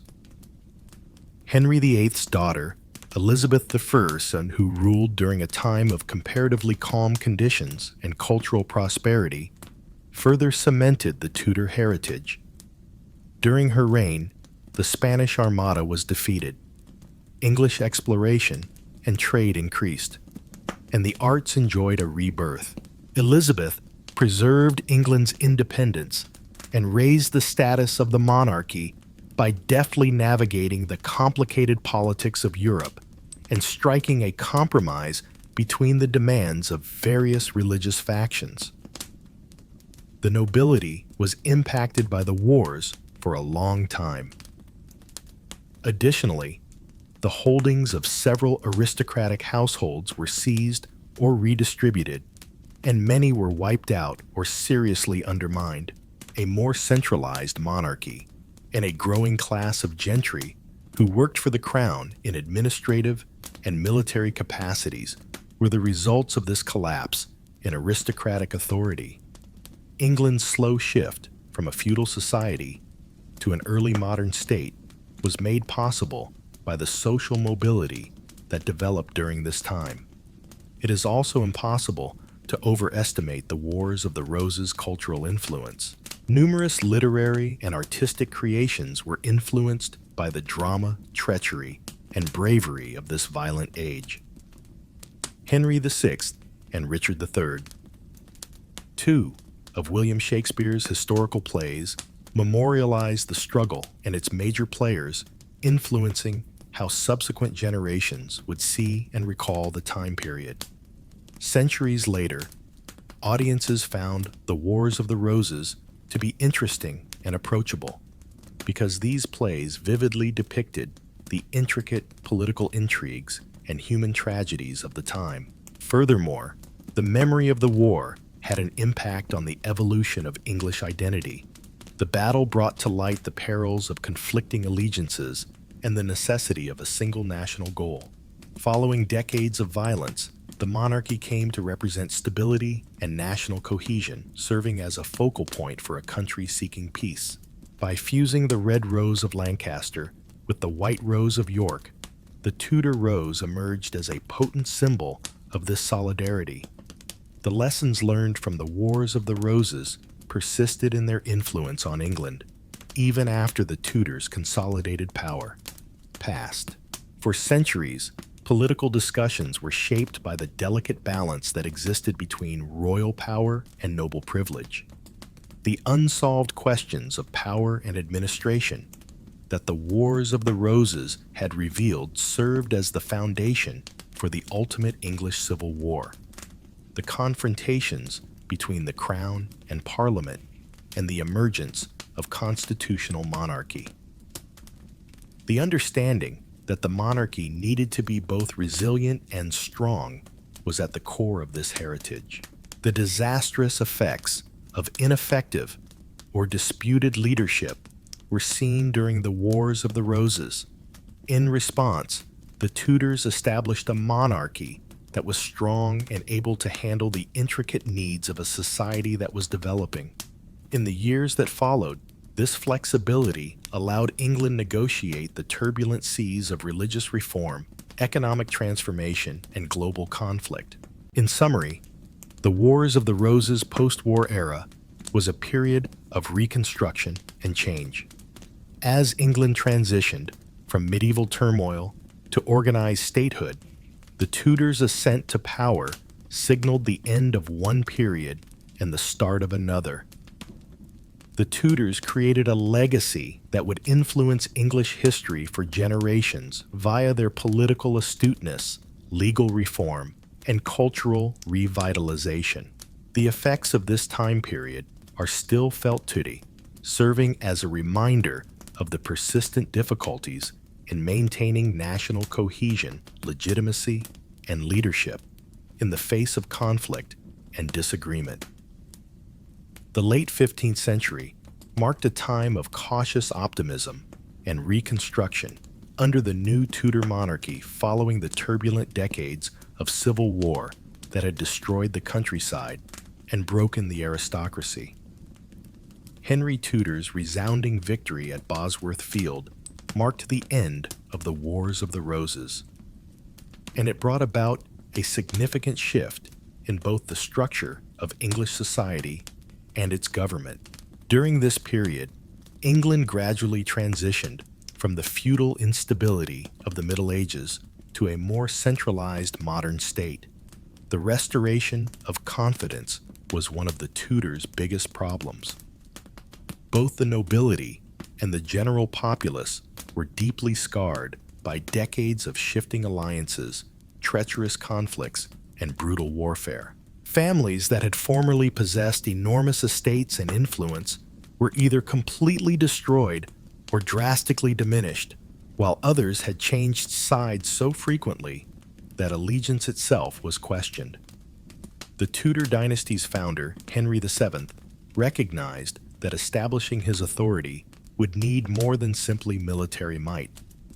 It called for a different strategy for control, legitimacy, and government. The Tudor view of the nobles had a key role in this change. Henry VII and his successors aimed to limit the autonomous authority of the aristocracy in contrast to earlier kings who had depended on the unbridled might of noble families to impose their will.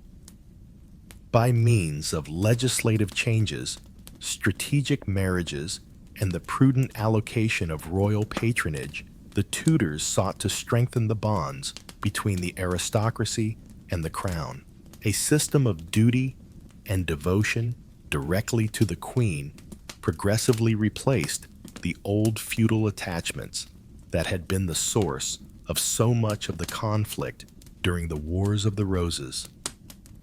This change was best shown by Henry VII's usage of the Court of Star Chamber. Through the trial of cases involving corruption, insurrection, and even small infractions, this secret court developed into a potent tool for managing wayward aristocrats. The message was unambiguous. No noble was above the nin law, and the monarch was the final arbiter of justice. Although the monarchy was stabilized by these actions, some aristocracy became resentful, as their long-held rights were being diminished. However, in the end, the Tudor monarchy's strong hold on law and order prevented another open civil war. The Tudors were wise with money. Henry VII took meticulous steps to restore royal coffers after the Wars of the Roses had exhausted England's budget. He made sure the crown's finances were stable by strengthening tax collecting procedures and lowering corruption. The monarchy was able to fund infrastructure projects like roads and bridges, keep a permanent army, and sustain an expanding bureaucracy because to this economic restraint. These changes brought England closer to a contemporary centralized state by enhancing the king's capacity to exert authority throughout the realm.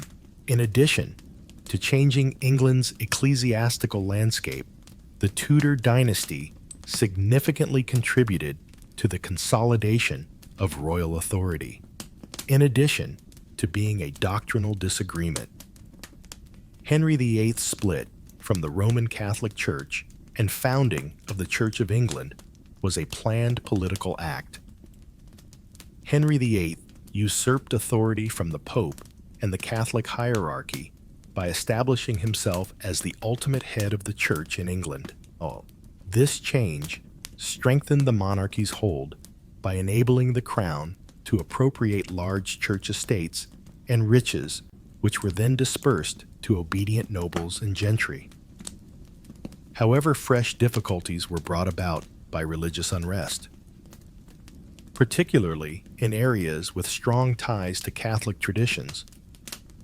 The demolition of monasteries and the implementation of Protestant reforms sparked discontent and insurrection. In response, the Tudors used both political diplomacy and military force to quell opposition and uphold the new ecclesiastical order. Henry VIII's daughter, Elizabeth I, was an expert at religious compromise, using political scheming and cautious legislation to balance Protestant and Catholic factions. Her rule turned into a period of great prosperity, cultural flourishing, and pride in the country. Social transformation was also sped up by the conflicts. The gentry and merchant classes rose to prominence as a result of the ancient nobility's decline. These groups laid the groundwork for England's expanding middle class by taking on more and more responsibilities in local government law and business. In addition to changing the established social order, this change aided in promoting commerce, urbanization, and economic prosperity. England was evolving into a country impacted by money education and royal service rather than just inherited status. The arts, literature, and education all experienced a cultural rebirth during the Tudor era. English poets and painters thrived under royal patronage, influenced by the European Renaissance. The Wars of the Roses were ingrained in England's national memory as a result of William Shakespeare and his contemporaries' historical plays, which captured the drama and intrigue of the struggle. In addition to providing amusement, these pieces prompted viewers to consider ageless issues such as legitimacy, authority, and human ambition. England was able to participate in international affairs with more assurance due to the political stability that followed the wars. The Tudors balanced their relationships with France, Spain, and the Holy Roman Empire while navigating a complicated web of European alliances and conflicts. The expansion of England's naval might prepare the way for further exploration and colonization. Elizabeth II's triumph over the Spanish Armada in 1588 was a defining moment that marked England's rise to prominence in Europe. The effects of the Wars of the Roses were still evident in spite of these victories. Dynastic succession's vulnerability was a persistent worry. The Tudor claim was based on a shaky foundation, and any sign of weakness may spark new hostilities. For many decades, this fear affected succession planning, court politics, and marital pairings. England's political stability would be put to the test once more in the early 17th century, with the eventual shift to the Stuart monarchy, which would spark fresh conflicts. The conflicts also influenced England's communal memory and identity between monarchy and parliament. A potent symbol of division and reconciliation was created by the picture of the feuding roses, the white of York and the red of Lancaster. After many years of unrest, the Tudor rose, which combined the two colors, represented the desire for harmony and peace. This symbolism persisted in English literature, political rhetoric, and heraldry, serving as a reminder to the country of the need of maintaining national unity, as well as the consequences of internal conflict. The Wars of the Roses served as a kind of furnace that shaped modern-day England. They emphasized the need for robust, centralized authority and revealed the weaknesses of feudal fragmentation. The Tudors' remedies, which included cultural patronage, theological reform, legal reform, and control over the aristocracy, prepared the way for England's ascent to become a strong, cohesive country.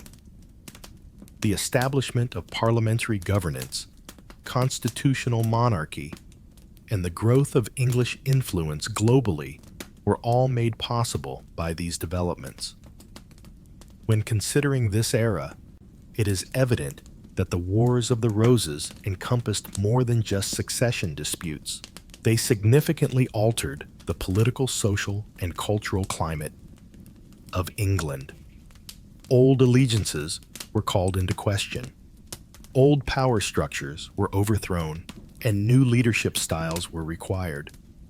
In addition to winning the battle, the Tudors created a new order that would shape England's course for generations to come. England underwent significant transformation and redefinition in the years after the Wars of the Roses. Even after the Tudor dynasty had taken control of the land, decades of civil war were still having a significant impact. In order to repair the profound psychological and physical scars the war had left on society, more than just peace was needed.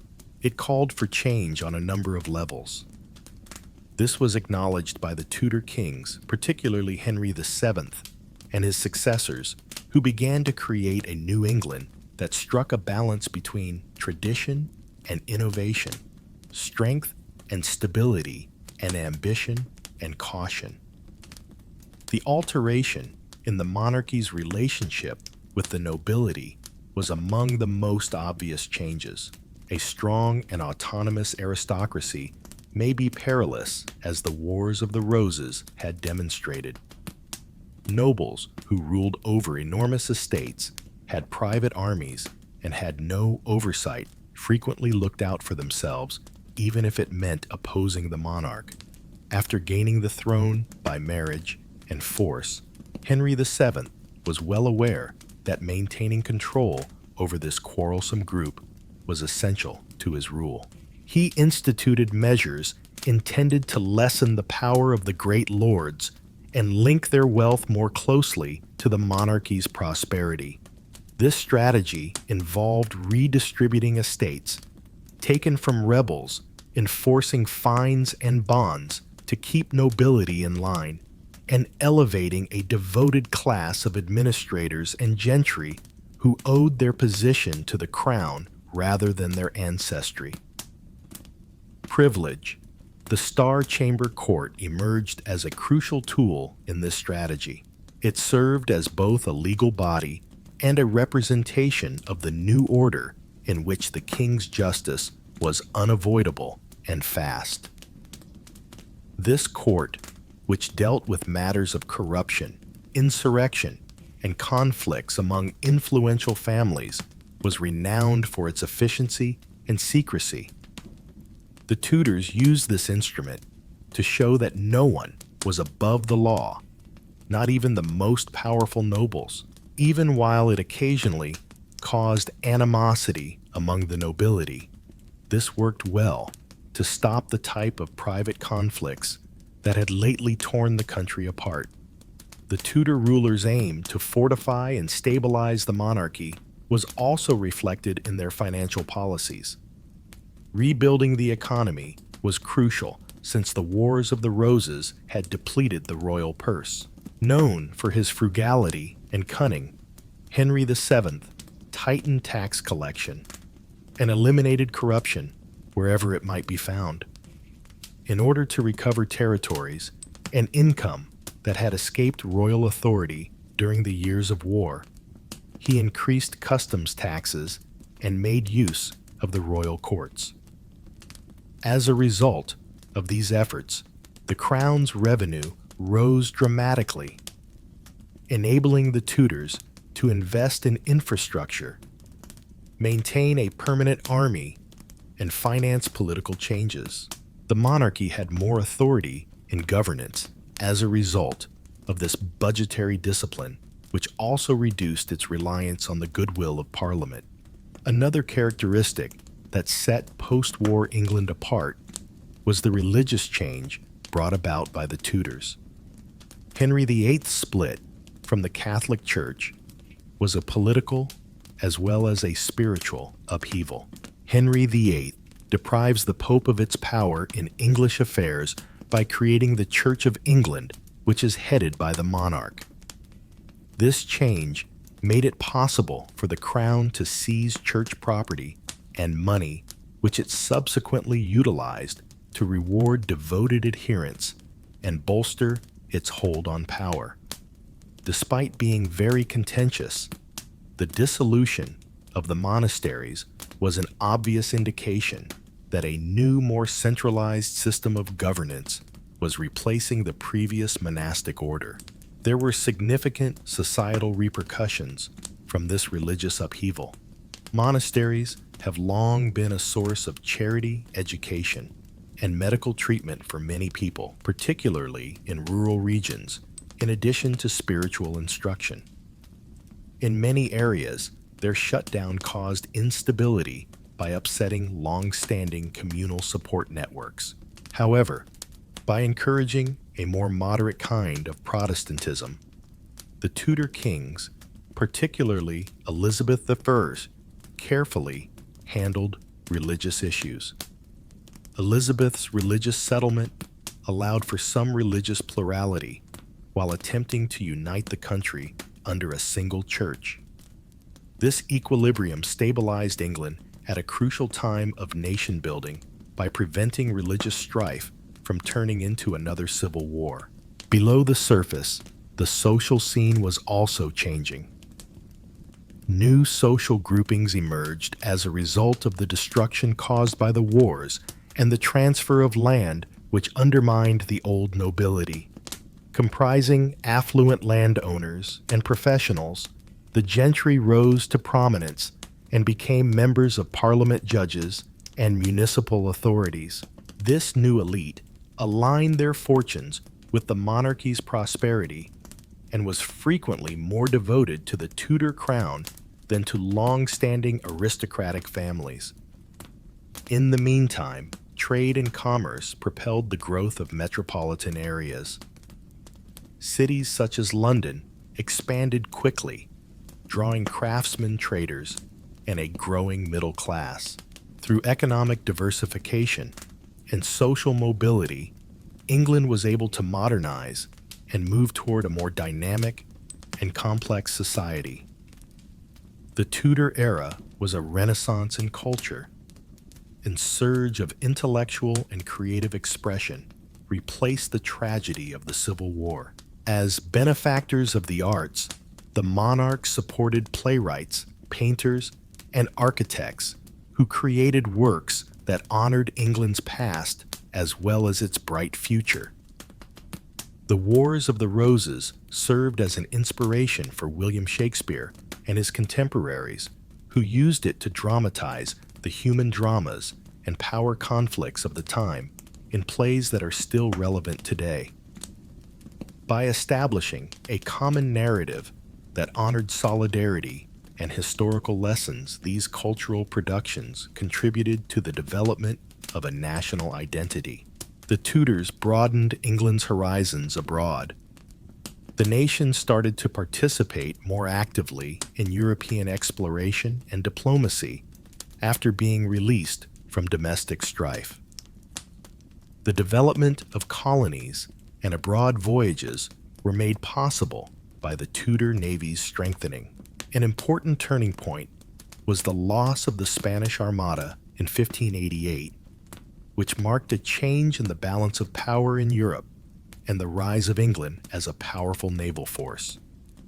These events prepared the way for England's ascent to become a major world power in the next centuries. Despite these successes, Tudor England was still plagued by the effects of the Wars of the Roses. The dynastic instability that had led to so much violence persisted, impacting court politics, succession planning, and royal weddings. The Tudor claim's vulnerability was highlighted by Henry VIII's numerous marriages and the tumultuous succession that followed. Old wounds would eventually be reopened by the ultimate shift to the Stuart dynasty, resulting in fresh disputes between the Parliament and the Crown that mirrored earlier confrontations. The Wars of the Roses symbolism persisted in English culture and heraldry. Combining the red rose of Lancaster with the white rose of York, the Tudor rose emerged as a potent symbol of national harmony and reconciliation. As a continual reminder of their common past and the precarious peace that had been achieved, this sign served to remind the English people of the atrocities of division and the need of peace. In retrospect, the Wars of the Roses marked a sea change that permanently altered England. The monarchy was compelled to change into a more centralized and bureaucratic organization when they overthrew the previous feudal system. Modern English governance, religion, society, and culture began during the Tudor era. The evolution of law, the distribution of authority, and the idea of monarchy itself were all impacted by the lessons learned from Civil War. This era's history is not just about conflicts and power struggles. It has to do with change, resiliency, and the gradual development of a country. It's a story of how ambition and practicality met how a broken kingdom came together through transformation, and how the wounds of battle created the groundwork for peace and advancement. The legacy of the Tudors is proof of the resilience of England's institutions and the convoluted, frequently tumultuous course of history. A mix of intense combat, shifting loyalties, and surprising acts of kindness and political savvy characterized the last years of the Wars of the Roses. The nation was tired, and the nobility was divided after decades of conflict. Their loyalty was weak, and their resources were depleted. The two families, York and Lancaster, had been engaged in a fierce conflict over England's identity and destiny in addition to the crown, when Henry Tudor, a relatively unknown claimant of Lancastrian ancestry, emerged as the man destined to put an end to the fight and transform the country. This struggle reached its climax in the late 1480s. Henry Tudor had a shaky claim to the throne. Despite spending a large portion of his childhood in exile, living in relative obscurity in Brittany and France, he was descended from the Lancastrian dynasty through his mother. Because he depended on the backing of English exiles and French nobles who still wanted to see the Lancastrians restored, his position was vulnerable. Nevertheless, Henry was a strategic and patient leader in spite of these difficulties. He saw that achieving complete military victory was only one aspect of the problem. Gaining the allegiance of the English nobles and populace was equally important. The Battle of Bosworth Field, which took place in 1485 and has since become legendary, was a turning point. On a foggy August day, Henry Tudor squared off against Richard III, the final Yorkist monarch. Both sides suffered significant losses in the bloody and disorderly conflict. Despite Richard's heroic efforts, the tide shifted as some of his most important supporters turned against him. Richard's death on the battlefield, outnumbered and misled, signaled the end of the Plantagenet dynasty and the advent of the Tudors. Henry Tudor became the first king of a new age when he was crowned King Henry VII. Henry's triumph was symbolic as well as military. It marked the conclusion of the internal conflicts that had split England and the start of a new era centered on peace and stability. However, Henry was aware that he needed to carefully negotiate the perilous waters of aristocratic politics in order to maintain his rule. Numerous Yorkists remained influential and powerful, and their animosity might easily lead to another uprising. Henry took the extraordinary step of marrying Elizabeth of York, a symbol of Yorkist legitimacy, and the daughter of Edward IV, in order to stop this. A brilliant piece of political symbolism, this marriage brought the two warring houses together and gave the nation a unified face. This new union was symbolized by the Tudor rose, which combined the white rose of York with the red rose of Lancaster. It served as a powerful visual reminder that the divisions of the past might be repaired and spoke of peace and reconciliation. However, underneath this exterior, tensions persisted, the scars of war were deep, and the long-standing rivalries persisted. Throughout his reign, Henry was always on guard against conspiracies and rebellions, many of which were planned by foreign powers looking to take advantage of England's weakness or by surviving Yorkist loyalists. Henry built an extensive network of informants and spies throughout the realm to protect his dynasty. He used the law to punish anybody who questioned his authority and was brutal in putting down dissent. An important instrument for upholding royal justice was the Court of Star Chamber, which had previously been formed in previous years. It was dreaded because of its harsh penalties and covert operations, which made sure that no noble could act without consequence. The administration of the realm was included in Henry's attempts to unify authority in addition to the nobles. He increased administrative efficiency, bolstered the Privy Council's authority, and restructured the royal finances. The centralized polity that would characterize Tudor England was established by these actions.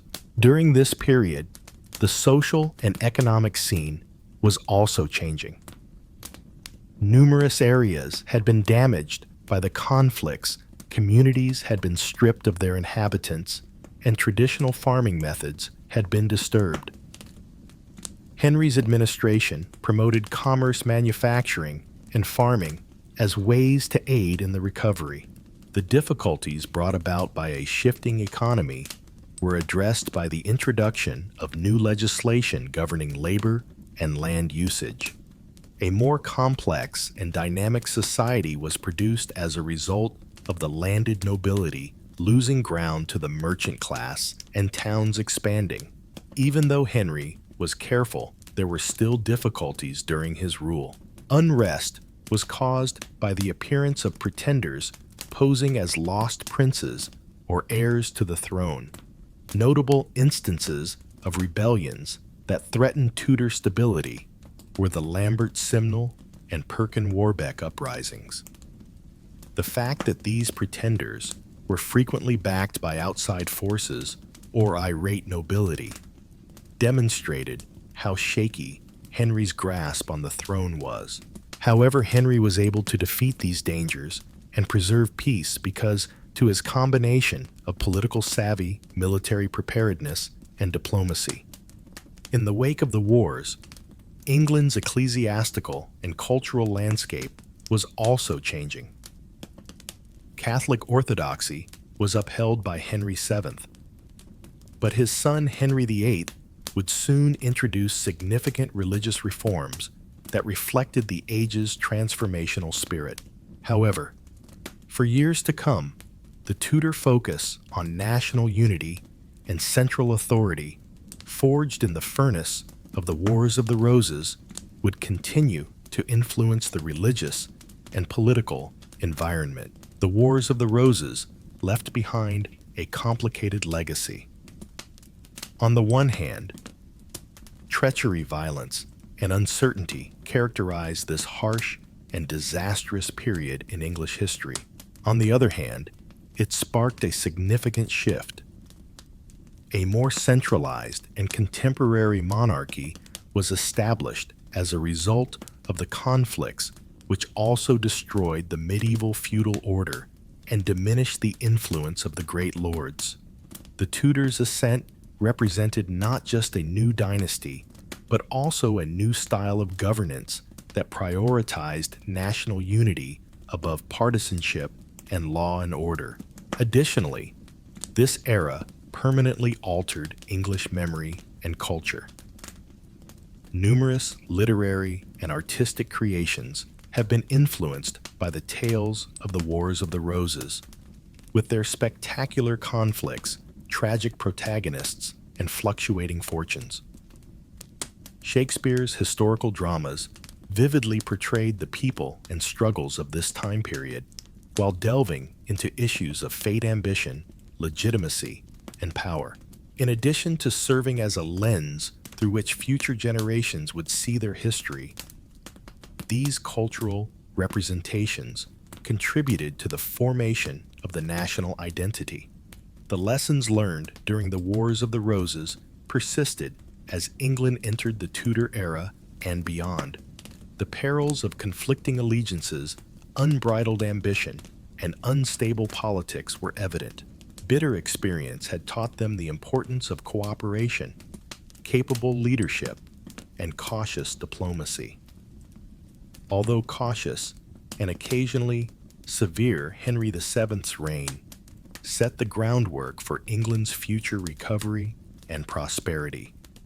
From religious unrest to global conflicts, the Tudor dynasty would see its share of hardships, but the Wars of the Roses would always loom large, serving as a reminder to both rulers and citizens of the precariousness of peace and the price of civil strife.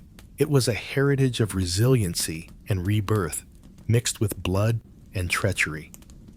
Once representing competition and devastation, the Roses have become a singular symbol of hope and solidarity. The future of England was therefore fashioned by the lessons acquired in fire and blood, tempered by a yearning for peace, and motivated by the goal of a stronger, unified country under the Tudors. As a result, the Wars of the Roses ended not just as a chapter of struggle, but as the forge in which it was forged.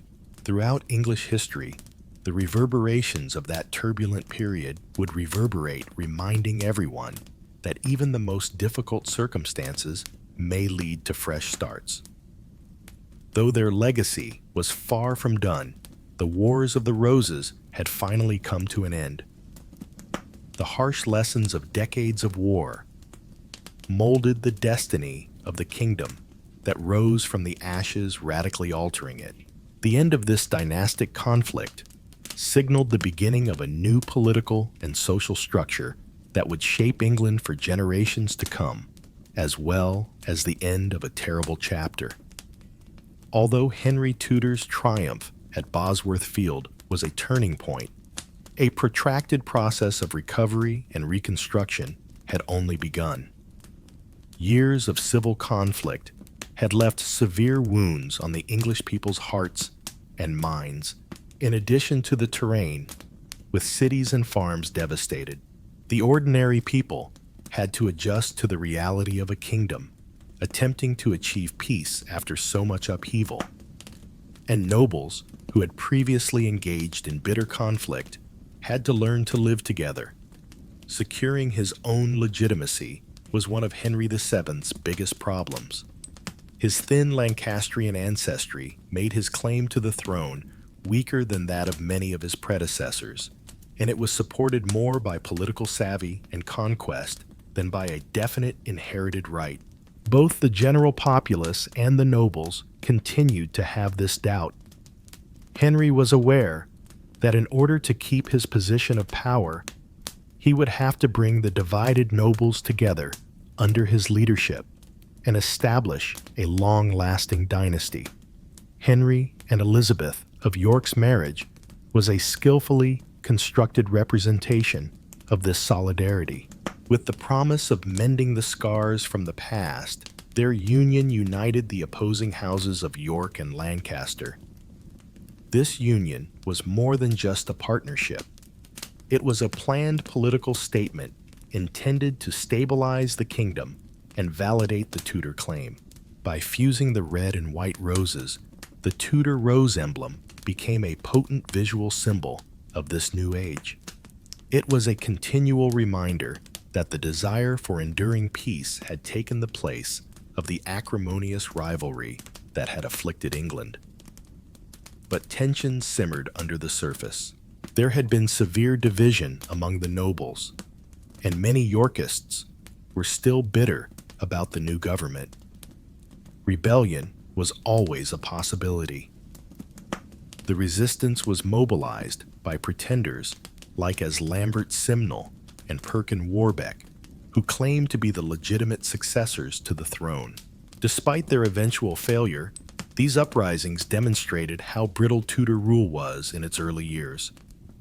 In order to crush opposition and solidify his power, Henry VII had to act swiftly, combining military action, legislative actions, and political unions. Henry enacted laws that limited the great lord's authority in order to stop more noble rebellions. Nobles were kept faithful by the use of bonds and recognizances, a type of pecuniary assurance, since non-compliance may result in severe punishments. The Court of Star Chamber was used to monitor aristocratic conduct and enforce royal justice. These actions solidly placed power in the hands of the crown by progressively undermining the old feudal power structures that had allowed the nobles to fight private wars. In addition, Henry concentrated on replenishing the royal coffers, which had been exhausted by years of war. Economic stabilization in the monarchy was facilitated by the creation of new revenue streams and prudent treasury management. By maintaining a standing army and a more professional government, these financial changes allowed the monarchy to further solidify its hold on power and lessen the possibility of uprisings in the future. There were significant societal repercussions from the Wars of the Roses as well. Numerous families had been relocated. Enormous swaths of the nation had been ravaged, and agricultural output had been hindered by the ongoing conflict. The populace suffered from starvation and sickness made worse by the instability, and villages were abandoned. Following the event, England's social structure and land ownership underwent substantial changes. The established structure was changed by the emergence of the gentry, rich landowners, who were not nobility but had considerable local authority. These men frequently backed the Tudor government, giving the monarch a fresh foundation of authority. Simultaneously, the battle had sped up the medieval chivalric ideal's downfall. The idealistic ideas of knightly honor and fidelity were challenged by the harsh realities of the conflicts, which included shifting alliances and betrayals. The early modern eras were made possible by the pragmatic and politically driven nature of warfare, distinct approaches to government and conflict. The Wars of the Roses had a lasting cultural impact. The conflict's narratives, the terrible outcomes of individuals, like as Richard III and Henry Tudor's valiant ascent, were ingrained in the fabric of English identity.